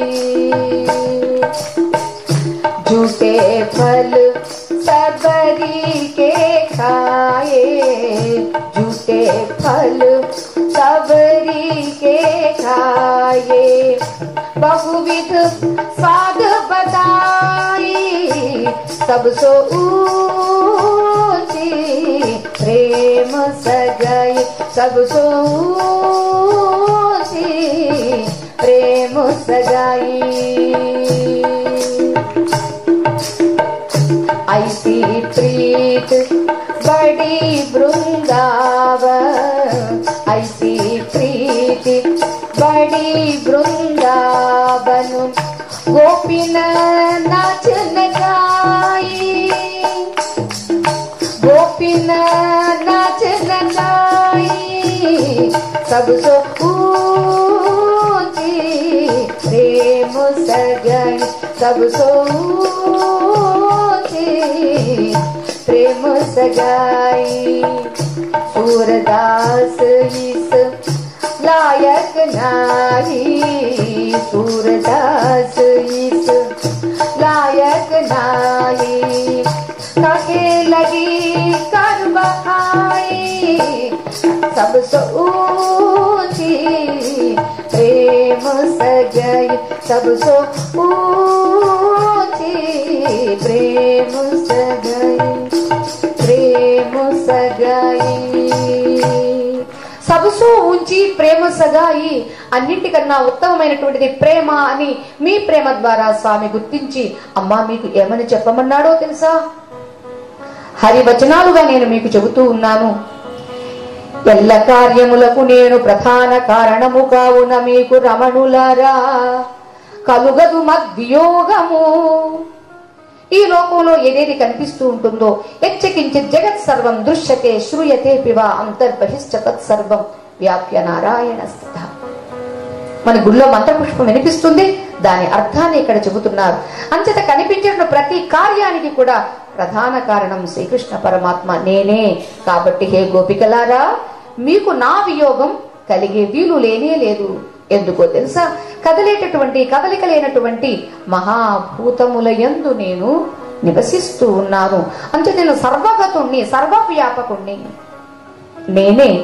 మనస్సు, ప్రాణము, బుద్ధి, గుణములు అనేటటువంటి ఇంద్రియములను నేను ఆశ్రయంగా ఇచ్చి వాటినన్నింటినీ నా అధీనంలో పెట్టుకున్నాను. అందుకే అందరికీ ఆత్మగా ఉన్నటువంటి వాడిని నేను. అటువంటి నేను ఈ లోకంలో ఉండేటటువంటి జీవుల్ని పుట్టిస్తాను, రక్షిస్తాను, చివరికి ఒకనాడు లయిస్తాను, సంహరిస్తాను. హృషీకభూతం హృదయంలో ఉండేటటువంటి ఆ తత్వంగా ఉంటూ ఎవరైతే హృదయంలో ఉండే తత్వ జ్ఞానం లేదో వాళ్లకు జీవ భావన ఉంటుంది. ఆ జీవుడు సత్వరజస్తమో గుణాలకు లోనై జీవిస్తూ ఉంటాడు. అయినా ఈ గుణములకు అతీతుడై నేను ఉంటాను. అందుచేత మీరు నేను మీకు దూరం అయ్యాను అని మీరు అనుకోవద్దు. చూడండి, మీలోనే ఉన్నాను, మీరుగానే ఉన్నాను. ఒక్కసారి బయటికి చూడటం కాక లోపలికి చూడండి. నేను మీకు నిత్య ధ్యాన పారీణలై మీకు నిత్య ధ్యానము కలిగించడం కోసమని నేను మిమ్మల్ని విడిచిపెట్టి వచ్చాను. వచ్చిన నేను ఇక్కడ రాచకార్యము ఉంది, లోక రక్షణ ఉంది. వచ్చినటువంటి వాడు ప్రతి ఒక్కడూ ఏదో ఒక పని కోసమే వచ్చాడండి. ఏ పని లేకుండా కూర్చుని తినడానికో, మందగతిగా ఉండడానికో, సోమరిగా బ్రతకడానికో రాలేదు. ప్రతి ఒక్కడికి ఒక నిర్దిష్టమైనటువంటి కార్యం ఉన్నది. ఆ నిర్దిష్టమైనటువంటి కార్యాన్ని సమగ్రంగా, సమర్థవంతంగా, సంపూర్ణవంతంగా, శరణాగతి భావంతో, సమర్పణ భావంతో నిర్వర్తించాలి అని అమ్మా మీ అందరికీ ఆ కృష్ణుడు చెప్పాడమ్మా అని అంటే ఆయన మాటలు విని అప్పుడు ఒక్కసారి కోపాన్ని పక్కకు నెట్టి వాళ్లతో మనసు విప్పి మా మాటగా చెప్పు మరి ఉద్ధవ మహాత్మా అని అంటూ ఈ తనుబాసి యొక్కింత తడవైన నిట మీద నేలపై మేనులు నిలువవనుము, నేలపై మేనులు నిలువకయన్న ధైర్యంబులొక్కట తలగుననుము, ధైర్యంబులొక్కట తలగిన పిమ్మట చిత్తంబులెక్కడ చిక్కవనుము. చిత్తంబులిక్కడ చిక్కక వచ్చిన ప్రాణంబులుండక పాయునను ప్రాణములు పోవ మరి వచ్చి ప్రాణ విభుడు ప్రాణి రక్షకుండగు తన్ను ప్రాణులెల్లా చేరి దూరంగ మరి ఏము సేయువాడు వేగ విన్నప మొనరింపవే మహాత్మా.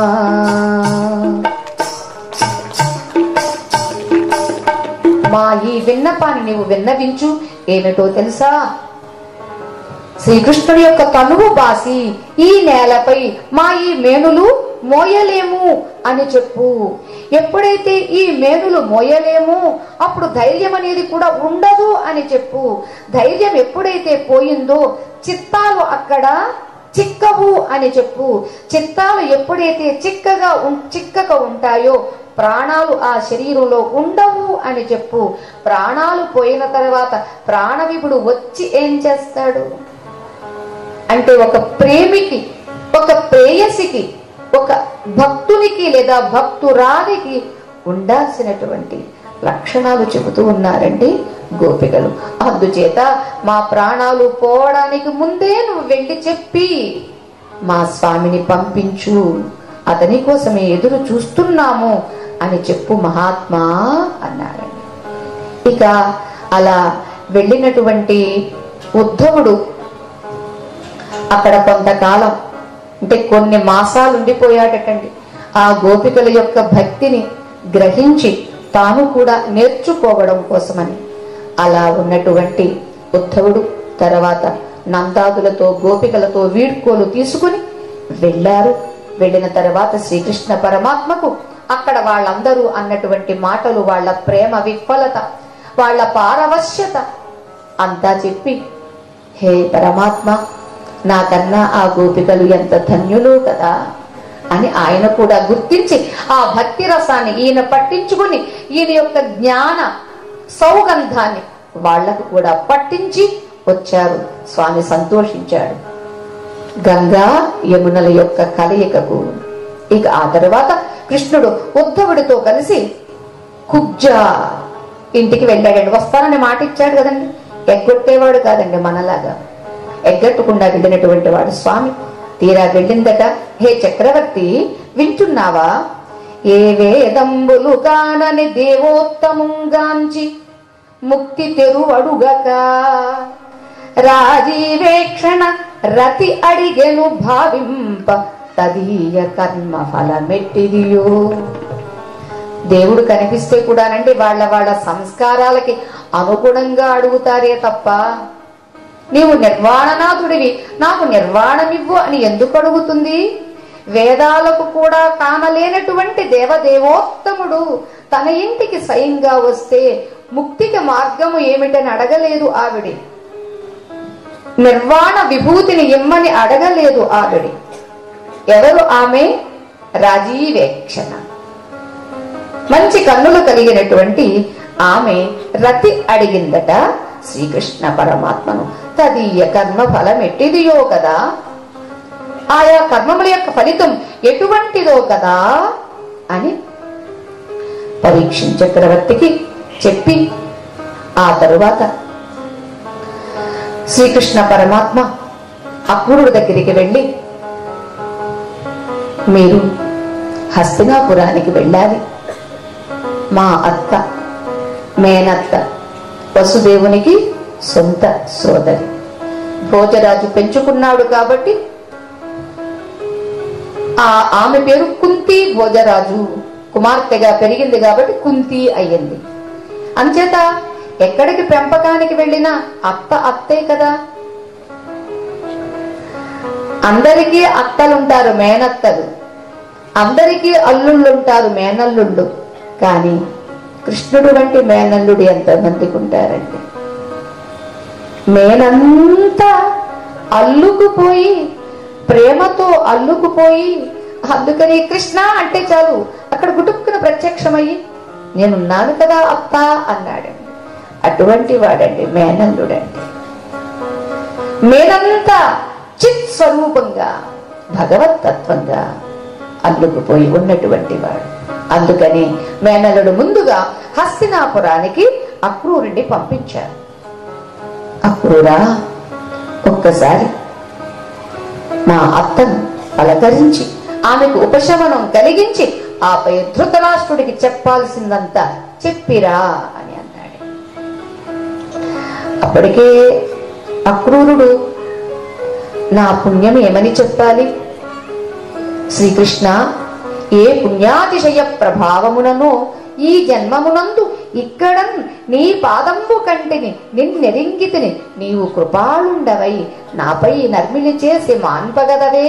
నానా ధనాగార కాంత పుత్రాదులతోడి బంధనము భక్తవ్రాత చింతామణి అని అక్రూరుడండి. అంటే చాలా మంది అండి గొప్ప వాళ్ళతో పరిచయాలు అయిన తర్వాత గొప్పతనాన్ని మర్చిపోతారండి. ఏది పరిచయం చేసుకున్నవాడు, ఏముందండి అది వరకు గొప్పవాడు నాకు తెలియనప్పుడు ఇప్పుడు నాకు తెలిసిపోయాడు కదా, ఇంకా ఆ గొప్ప నాకు వచ్చిందే కానీ ఆయన కంటూ ఏమీ గొప్ప లేదు అనుకుంటుంటారు. పాపం, అజ్ఞత. కానీ ఇక్కడ అక్రూరుడు కదండి, విజ్ఞత ఉన్నటువంటి వాడు. నన్ను అక్కడకు పంపిస్తున్నావు స్వామి, నీ కార్యంలో నేను ఒక సాధనంగా ఉపయోగపడ్డాను అంటే ఇక ఎంతకన్నా ఏమి కావాలి? అదే మేము అనుకుంటాం. ఈ జన్మ నీ దివ్య గుణ లీలా వైభవం చెప్పడానికి వాడుకుంటున్నావు అంటే ఇక అంతకు మించి ఏం కావాలి? చాలు. ఇలాంటి జన్మలు ఎన్నున్నా హాయిగా గడిపేయచ్చు. ఎందుకో తెలుసా? నీ కోసం. నోరు విప్పితే నీ కోసం, కన్ను విప్పితే నీ కోసం, గడప దాటితే నీ కోసం, మెలకువ వస్తే నీ కోసం, నిద్రిస్తే నీ కోసం, కోపిస్తే కూడా నీ కోసమే, ఏడుపొస్తే కూడా నీ కోసం. సర్వభావములు భగవంతుని యందు సమర్పించి జీవించేటటువంటి జీవితమే జీవితం. కాని మిగిలినటువంటి జీవితాలు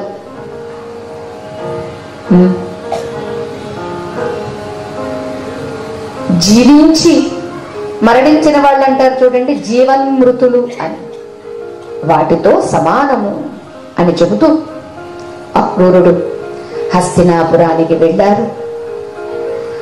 కుంతీమాత దగ్గరికి వెళితే అప్పటికే పాపం పాండురాజు మరణించాడు. పిల్లలందరినీ పెట్టుకుని ధృతరాష్ట్రుడి యొక్క నీడలో తలదాచుకుని ఉన్నది. అడిగింది ఆ తల్లి, అందరూ ఎలా ఉన్నారు? నా వాళ్ళందరూ ఎలా ఉన్నారు? నా అల్లుడు, నా మేనల్లుడు ఎలా ఉన్నాడు అని అతడిని ఒక్కసారి చిత్తంలో నిలిపి నమస్కరించి సంకీర్తనం చేసి, సర్వాత్మ సర్వపాలక పుండరీకాక్ష శరణాగత శరణాగత త్రాణ, నేను శరణాగతమై ఉన్నటువంటి నన్ను నీవు రక్షింపవే రక్షింపవే అని అక్కడ నుండే ఆమె ప్రార్థించిందటండి. ఇక్కడ నుండే ఈయన అభయం ఇచ్చాడట. వెళ్ళిందేమో అక్రూరుడు, ఆమె సాక్షాత్తు ఆయనతో మాట్లాడుతుంది. ఎందుకంటే భగవంతుడికి, సర్వత్రా ఉన్నటువంటి భగవంతుడికి మాట కన్నా వెనుక మనస్సు ముఖ్యం. మనస్సుకు మనస్సుగా ఉన్నటువంటి వాడు అతడు లేనిదెక్కడా? అందుకనే అత్తతో తాను కూడా మాట్లాడుతూనే ఉన్నాడు. ఇక ఆ తరువాత అక్రూరుడి మాటగా, కృష్ణుడి మాటగా అక్రూరుడు చెబితే ఓరడిల్లుతుంది. ఆపై ధృతరాష్ట్రుడి దగ్గరకు వచ్చి, అవనీష, పాండవులందు నీ నందనులందు సమానుండవముట బుద్ధి, ఎవ్వనిదో యోగమిందెవ్వనికి నిత్యము అంగనాగార పుత్రాధికముల వలన నయ్యడిదేమి, వసుమతినొక జంతు ఉదయింపనొక జంతు, ఒక్కడంగ ఒకడు పుణ్యము చెందు ఒకడు పాపమునందు మీద జీవన భూత మిడిత జలము తత్తమూజులెట్లు త్రావుదురు, అట్లు మూఢాత్మ విత్తమెల్లన అపహరింతురు, అహితులైన కొడుకులట మీద మని అయిన చచ్చి అయిన తండ్రి చాడ జనరు. హే ధృతరాష్ట్ర, నీ తమ్ముడు పుత్రులకు చెందాల్సినటువంటి రాజ్యాన్ని ఇవ్వకుండా నీ కొడుకుల మీద మోహంతో వాళ్ళకే వాళ్ళకే వాళ్ళకే అని దాచిపెట్టుకుంటున్నావు. లోకంలో చూస్తూ ఉన్నాం, కొడుకుల కోసమే కొడుకుల కోసమనే కష్టపడి సంపాదించినటువంటి తండ్రులనట ఏ కొడుకు కూడా బ్రతికుండగా సుఖ పెట్టలేదటండి. బ్రతికుండగా సుఖ పెట్టినాడు, చచ్చిన రోజు సుఖ పెడతాడా? చచ్చిన తర్వాత సుఖ పెట్టేదేముందండి? జానామ్యధర్మం నచమే నివృత్తి కేనాపి దేవేన హృది స్థితేన యథా నియుక్తోస్మి తథా కరోమి అన్నాడండి.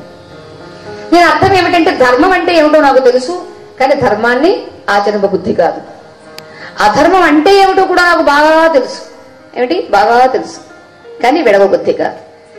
ఏమో ఎవడో ఉన్నాడు, వాడి సంస్కారానికి అనుగుణంగా అవే ఆర్డర్స్ జారీ చేస్తాడే తప్ప మరొకడు వచ్చి హరి బ్రహ్మేంద్రాదులు వచ్చి చెప్పినా వినరు కదా. అదే విషయాన్ని ఇక్కడ ధృతరాష్ట్రుడు కూడా చెబుతూ ఉన్నాడు. హే అక్రూరా, చక్కని మాట చెప్పావు. నీ మాట మంచిది నిశ్చయమగునైనా. చాలా మంచి మాట చెప్పావు, కానీ నా అంతరంగమందు నిల్వదు చెబుతున్నాడండి. సిగ్గు లేకుండానే చెబుతున్నాడండి. నువ్వు ఎంత చెప్పినా నాకు బుర్రకెక్కదయ్యా. ఎలా ఎక్కదో తెలుసా? ఒక స్ఫటికము ఉన్నది, స్ఫటికం యొక్క శిల ఉన్నది. ఆ శిల యందు ఒక మెరుపు మెరిస్తే ఆ మెరిసిన కాసేపే ఉంటుంది, తర్వాత ఏమవుతుంది? పోతుంది. అలాగే నువ్వు చెప్పినప్పుడు ఆ విన్నటువంటి ఆ మెరుపు వంటి ఆ ఉపదేశం ఈ చెవిలో నుంచి ఈ చెవిలోకి వెళ్ళిపోతుంది. నేను ఎలాంటి వాడిని అంటే అమృతం పొంది కూడా ఆనందం పొందలేనటువంటి వాడిని నేను. అంటే నాకు కూడా జ్ఞానం తెలుసు, కానీ ఆ జ్ఞానం వల్ల కలిగే ఆనందాన్ని నేను పొందలేను. ఇది నా పరిస్థితి. అయినా ఈశ్వరాజ్ఞావిధమెవడు తప్పింపబోవు. ఈశ్వరుడి ఆజ్ఞ ఎవడు తప్పించగలడు? విజ్ఞాని అయి ఉండి అయినా. విజ్ఞానం ఉన్నప్పటికీ కూడా ఈశ్వరేచ్ఛ ఎవరు తప్పించలేరు అంటున్నాడండి. చాలా మంది ఇలాగే మాట్లాడుతూ ఉంటారండి. తప్పించుకోమని నేను చెబుతున్నాను కదా, నువ్వు తప్పించుకోవచ్చు కదా అంటే ఆహాహా ఈశ్వరాజ్ఞ. ఇది ఈశ్వరాజ్ఞ. జరిగిపోయిన దాన్ని ఈశ్వరాజ్ఞగా నీవు ఆమోదించు, చిత్తానికి సమాధానం చెప్పుకో. కానీ జరగబోయే దాని పట్ల పెద్దలు ఏం చెప్పారు? శాస్త్ర ప్రమాణంతే కార్య వ్యవస్థితో. ఏ పని ఎలా చెయ్యాలో, ఎప్పుడు చెయ్యాలో, ఇది అంతా మనకి శాస్త్రం చెప్పింది. శాస్త్రం చెప్పినట్టుగానే నీవు వినాలే తప్ప నీకు నచ్చినట్టుగా చెప్పేది ఈశ్వరేచ్ఛ, ఈశ్వరాజ్ఞ అనుకుంటే అది మంచిది కాదు. కానీ ఇక్కడ పాపం జన్మాంధుడు కదండి. జన్మాంధుడైనటువంటి అతడు ఏం చెబుతూ ఉన్నాడంటే విశ్వమెల్ల చేసి విభజించి గుణములనెవ్వడం అనుసరించే. ఎవడైతే విశ్వాన్ని సృష్టించాడో అతడు ఏమి అనుకుంటాడో అలాగే చేస్తాడు. కానీ నా బుద్ధి మాత్రం నువ్వు చెప్పినటువంటి ఉపదేశాన్ని స్వీకరించడం లేదు అన్నాడండి. కొన్ని అదైనా ఒప్పుకున్నాడండి. అందుకని అదైనా ఒప్పుకున్నందుకు చివరిలో కనీసం కూడు పెట్టడానికి ఒక్కడు కూడా లేకుండా పోయాడండి. ఆ కూడు కూడా భీముడు పెట్టాడండి. భీముడు పెడుతుంటే చివరికి విదురుడు వచ్చి పెట్టాల్సిన గడ్డంతా పెట్టాడండి. ఎన్నెన్ని చేసి ఏడిపించావు కదా. ఇక్కడ కుంతి కూడా చెబుతుందండి, అన్నా తల్లులు తండ్రులు భగినులు నల్లుండ్రు కరపించను ఫణికోటి చేయలతికలం గట్టించి గంగానదిని నెరిత్రోపించి విషామ్యతాన్న మొసగి నిద్రారతిం చెంది ఏమరియుండన్ పొడిపించి ఆయుధములను మత్పుత్రులం దేమియుకో కొరగాడు ఈ ధృతరాష్ట్రసూనుడు మహాకూరుండు కార్యంబులను. భారతాన్ని ఇక్కడ కాస్త స్పృశించారండి భాగవతంలో కూడా. ఎన్నెన్ని క్రియలు చేసి నా పిల్లల్ని ఏడిపించాడు కదా ధృతరాష్ట్రుడని కుంతి మాత చెప్పింది.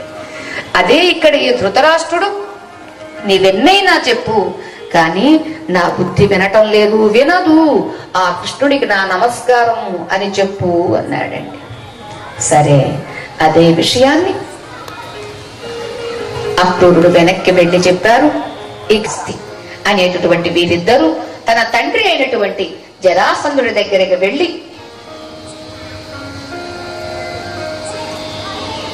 తండ్రి, గోప బాలకుడు నీ అల్లుణ్ణి చంపాడు, మరి నీవు ఏం చేస్తావో తెలియదు.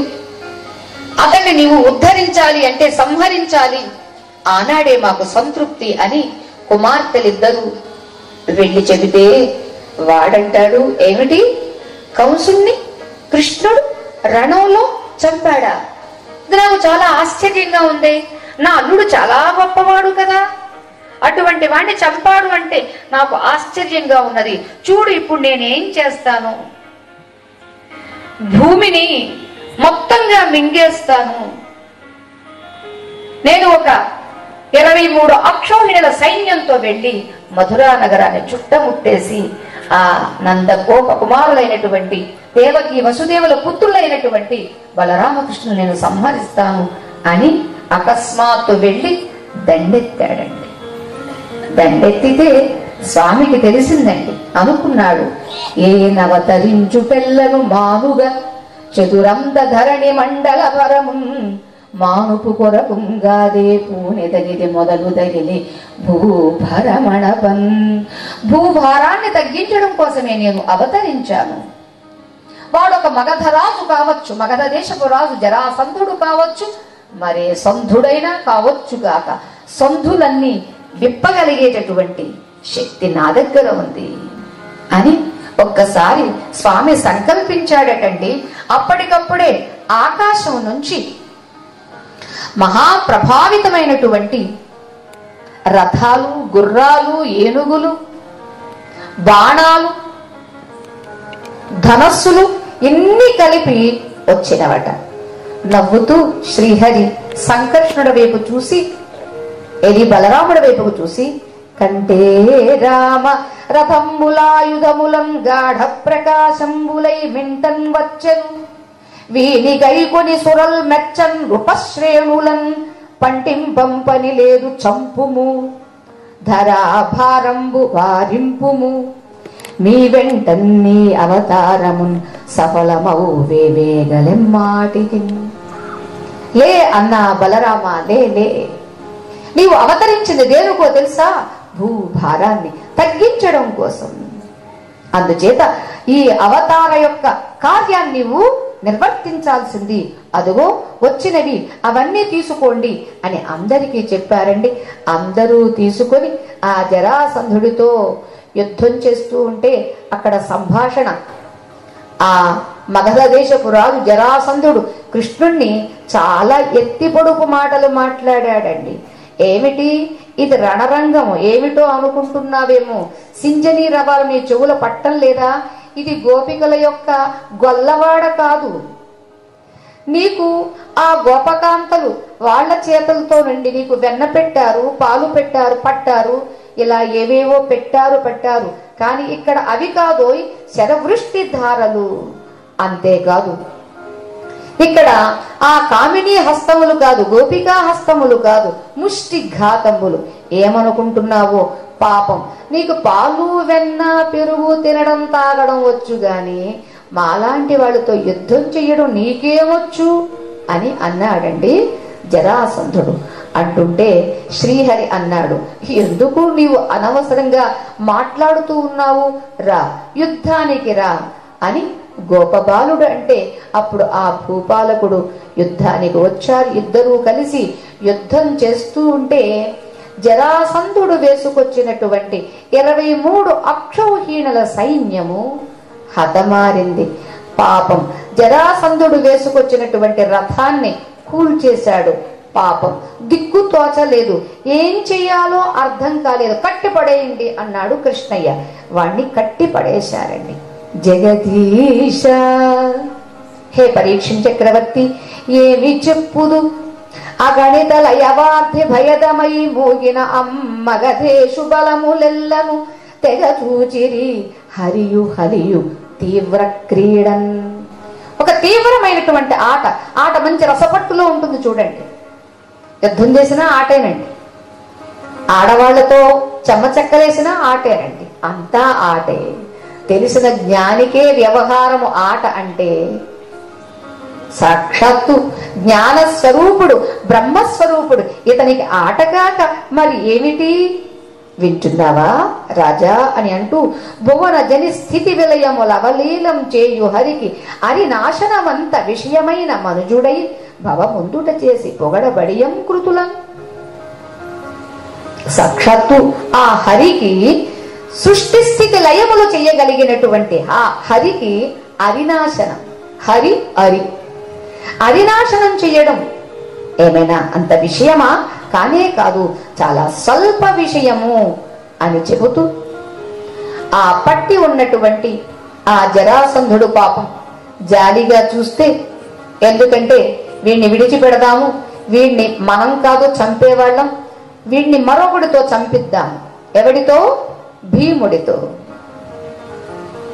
భీముడితో చంపిద్దాము అని పాపం వాణ్ణి విడిచిపెట్టి, వెళ్ళు నువ్వు మరలా ససైన్యంతో రా అని విడిచిపెట్టాడండి కృష్ణుడు. ఎప్పుడైతే అలా విడిచిపెట్టాడో పాపం వాడు సిగ్గుతో వెళ్ళాడండి. వెళ్ళిన వాడు 17 సార్లు దండెత్తి వచ్చాడండి. ఎన్నిసార్లు? 17 సార్లు దండెత్తి వచ్చినా కూడా పాపం ఒక్కసారి కూడా జయించలేకపోయాడండి. ఇక 18వసారి దండెత్తి వద్దాము అని అనుకుంటూ ఉండగా మన నారదుడు, కలహభోజుడు, అగ్గిపుల్లైనటువంటి నారదుడు, కాలయవనుడు అనేటటువంటి వాడు ఉన్నాడు. ఆ కాలయవనుడు దగ్గరికి వెళ్ళి వాడితో అన్నాడట, యవనా, నీకు తెలుసా సమస్త భూపతుల్ని అందరినీ మట్టు పెట్టేసేటటువంటి వాడు వచ్చాడు. కంసుడు ఎంత గొప్పవాడు, అంత గొప్పవాణ్ణి జుట్టు పట్టి ఈడ్చి చంపాడు. జరాసంధుడు ఎంతటివాడు, ఇప్పటికి ఎన్నిసార్లు దండెత్తి వస్తే కూడా ఓడిపోయి పారిపోయాడే తప్ప కృష్ణుణ్ణి ఏమీ చెయ్యలేకపోయాడు తెలుసా అన్నాడు. నాకు తెలియదు. ఎవడు వాడు? ఏమి నారదా, నీవు చెప్పిన నరుడు ఏ రూపువాడు, ఎంతవాడు, ఏ మేరను విహరిస్తాడు, ఎవ్వడు, అతడికి సఖుడు ఎటువంటి వాడు, అతడి సామర్థ్యం ఏ పాటి, నా యొక్క ఈ బాహు శౌర్య పరాక్రమంతో ఏమైనా నిలవగలడా అని గర్వంతో అడిగాడట కాలయవనుడు. అడిగితే మన నారద మహర్షి ఎంత చక్కగా చెప్తాడంటే అండి, ఇష్టమైన వాళ్ళని వర్ణించుతుంటే అండి వినేవాళ్ళకు కూడా ఎంత బాగుంటుందో చెప్పేవాళ్ళకు కూడా అంతే బాగుంటుందండి. నీలజీమూత సన్నిభ శరీరము వాడు, తామర సాభ నేత్రములవాడు, పూర్ణేందు బింబంబు పోలేడు వాడు, ఉన్నత దీర్ఘ బాహువులవాడు, శ్రీవత్సలాంఛనాంచితమవోరము వాడు, కౌస్తుభామణి పతాకంబువాడు, శ్రీకరాపీత కౌశేయ చేలము వాడు, మకర కుండల దీప్తి మలయువాడు, రాజా ఇంతంత వాడు అనరాని వాడు, మెరసి దిక్కుల నెల్లను మెరయువాడు, తెలిసి ఏ వేళలందైన తిరుగువాడు, పట్ట నెచ్చిన గానిలో బడనివాడు, పట్ట నెచ్చిన గానిలో బడని వాడు, పట్ట నేరిస్తేనే తప్ప లోబడిని వాడు అతడు. అందుచేత నువ్వు పట్టుకోవాలనుకుంటే వెళ్ళి పట్టవయ్య ఒక పట్టు అని రెచ్చగొట్టాడండి. అంతా వర్ణించాడండి.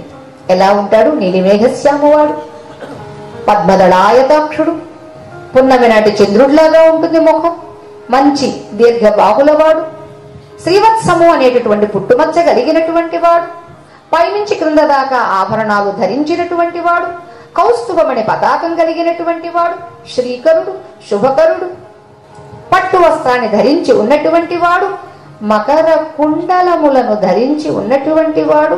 రాజా, ఇంత అంతా అని ఏమని చెప్పేదయ్యా? చెబుతూ ఉంటే ఇంకా చెప్పాల్సినవి చాలా ఉన్నవి, కానీ సమయం అయిపోయింది అని ఆయన కూడా చెబుతూ ఉన్నాడండి. వందే వాసుదేవం శ్రీపతిం, వందే వాసుదేవం శ్రీపతిం, వందే వాసుదేవం.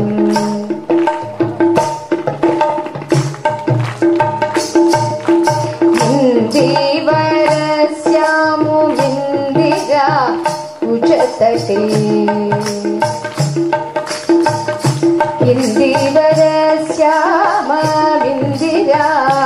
చతటి చందనాంకితలస చారుదేహం మందార మాలికా మకుట సంశోభితం మందార మాలికా మకుట సంశోభితం కందర్పజనకం అరవిందనాభం కందర్పజనకం అరవిందనాభం వందే వాసుదేవం శ్రీపతిం వందే వాసుదేవం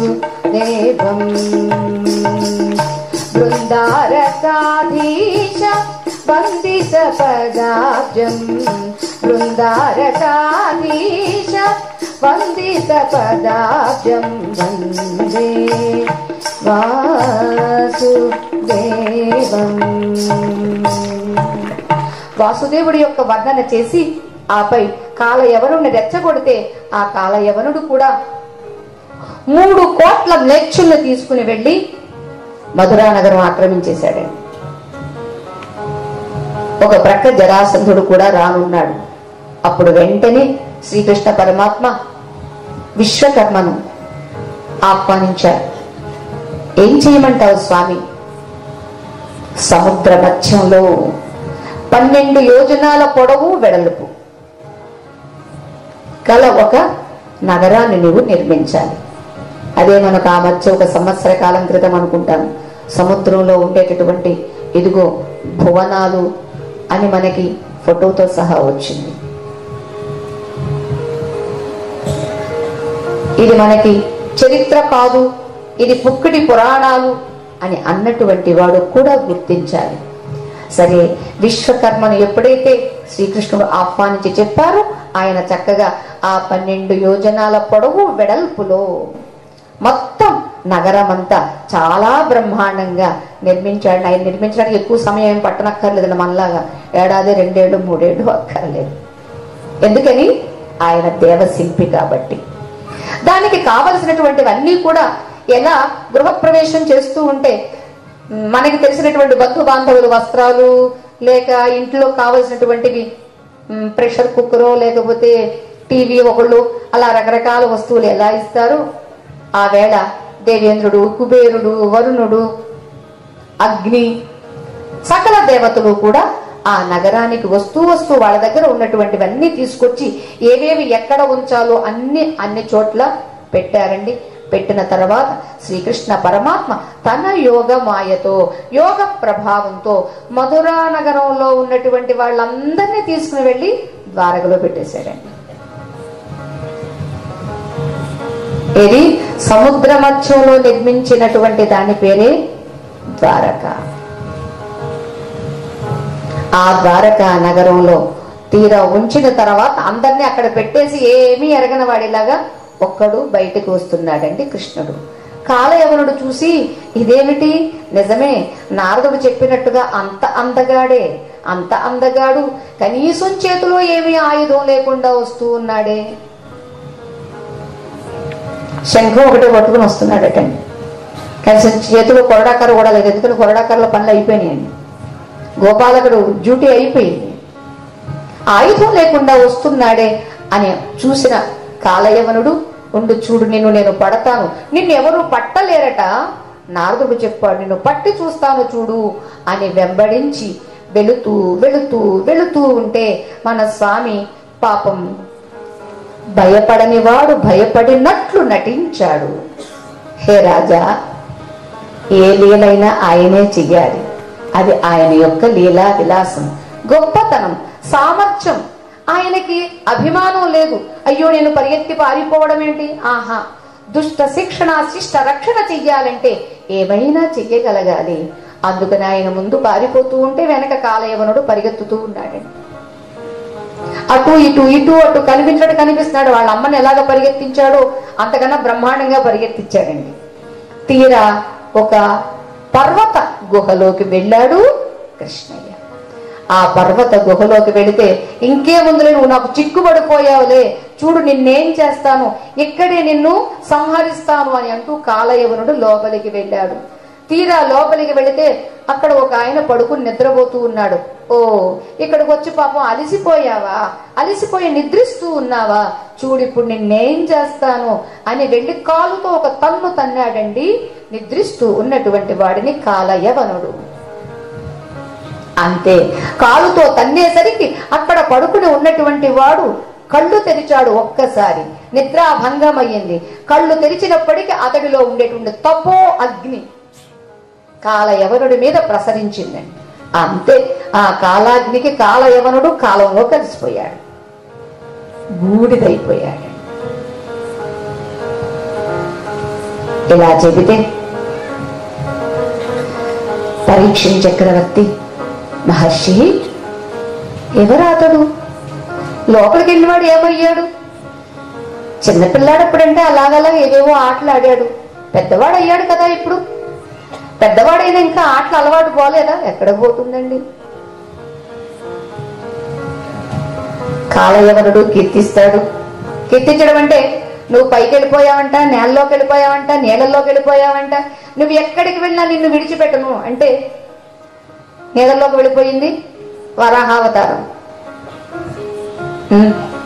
అలాగే మట్టిలోకి వెళ్ళిపోయింది ఏమిటది కూర్మావతారం, గోడల్లోకి దూరిపోయావంట నరసింహావతారం. నువ్వు ఎక్కడికైనా దూరు నేను విడిచిపెట్టినాను. పాపం లోపలికి కాస్త వెళితే తన్నాడు. ఆ తన్నిన తన్నుకి తనువునే కోల్పోయాడు. ఎవడాతడు, మరి పరమాత్మ ఏమయ్యాడు అని అడిగితే అతడి పేరే ముచికుందుడు. ఆ ముచికుందుడు ఎవరో ఏమిటో మనం రేపు చెప్పుకొని మిగిలిన ఆ కథ భాగాన్ని రుక్మిణీ కళ్యాణ ఘట్టం వరకు మనం రేపు చెప్పుకొని ఎల్లుండి కళ్యాణ మహోత్సవాన్ని మనం చేసుకుందాం. జయ రాధేశ్యామ్.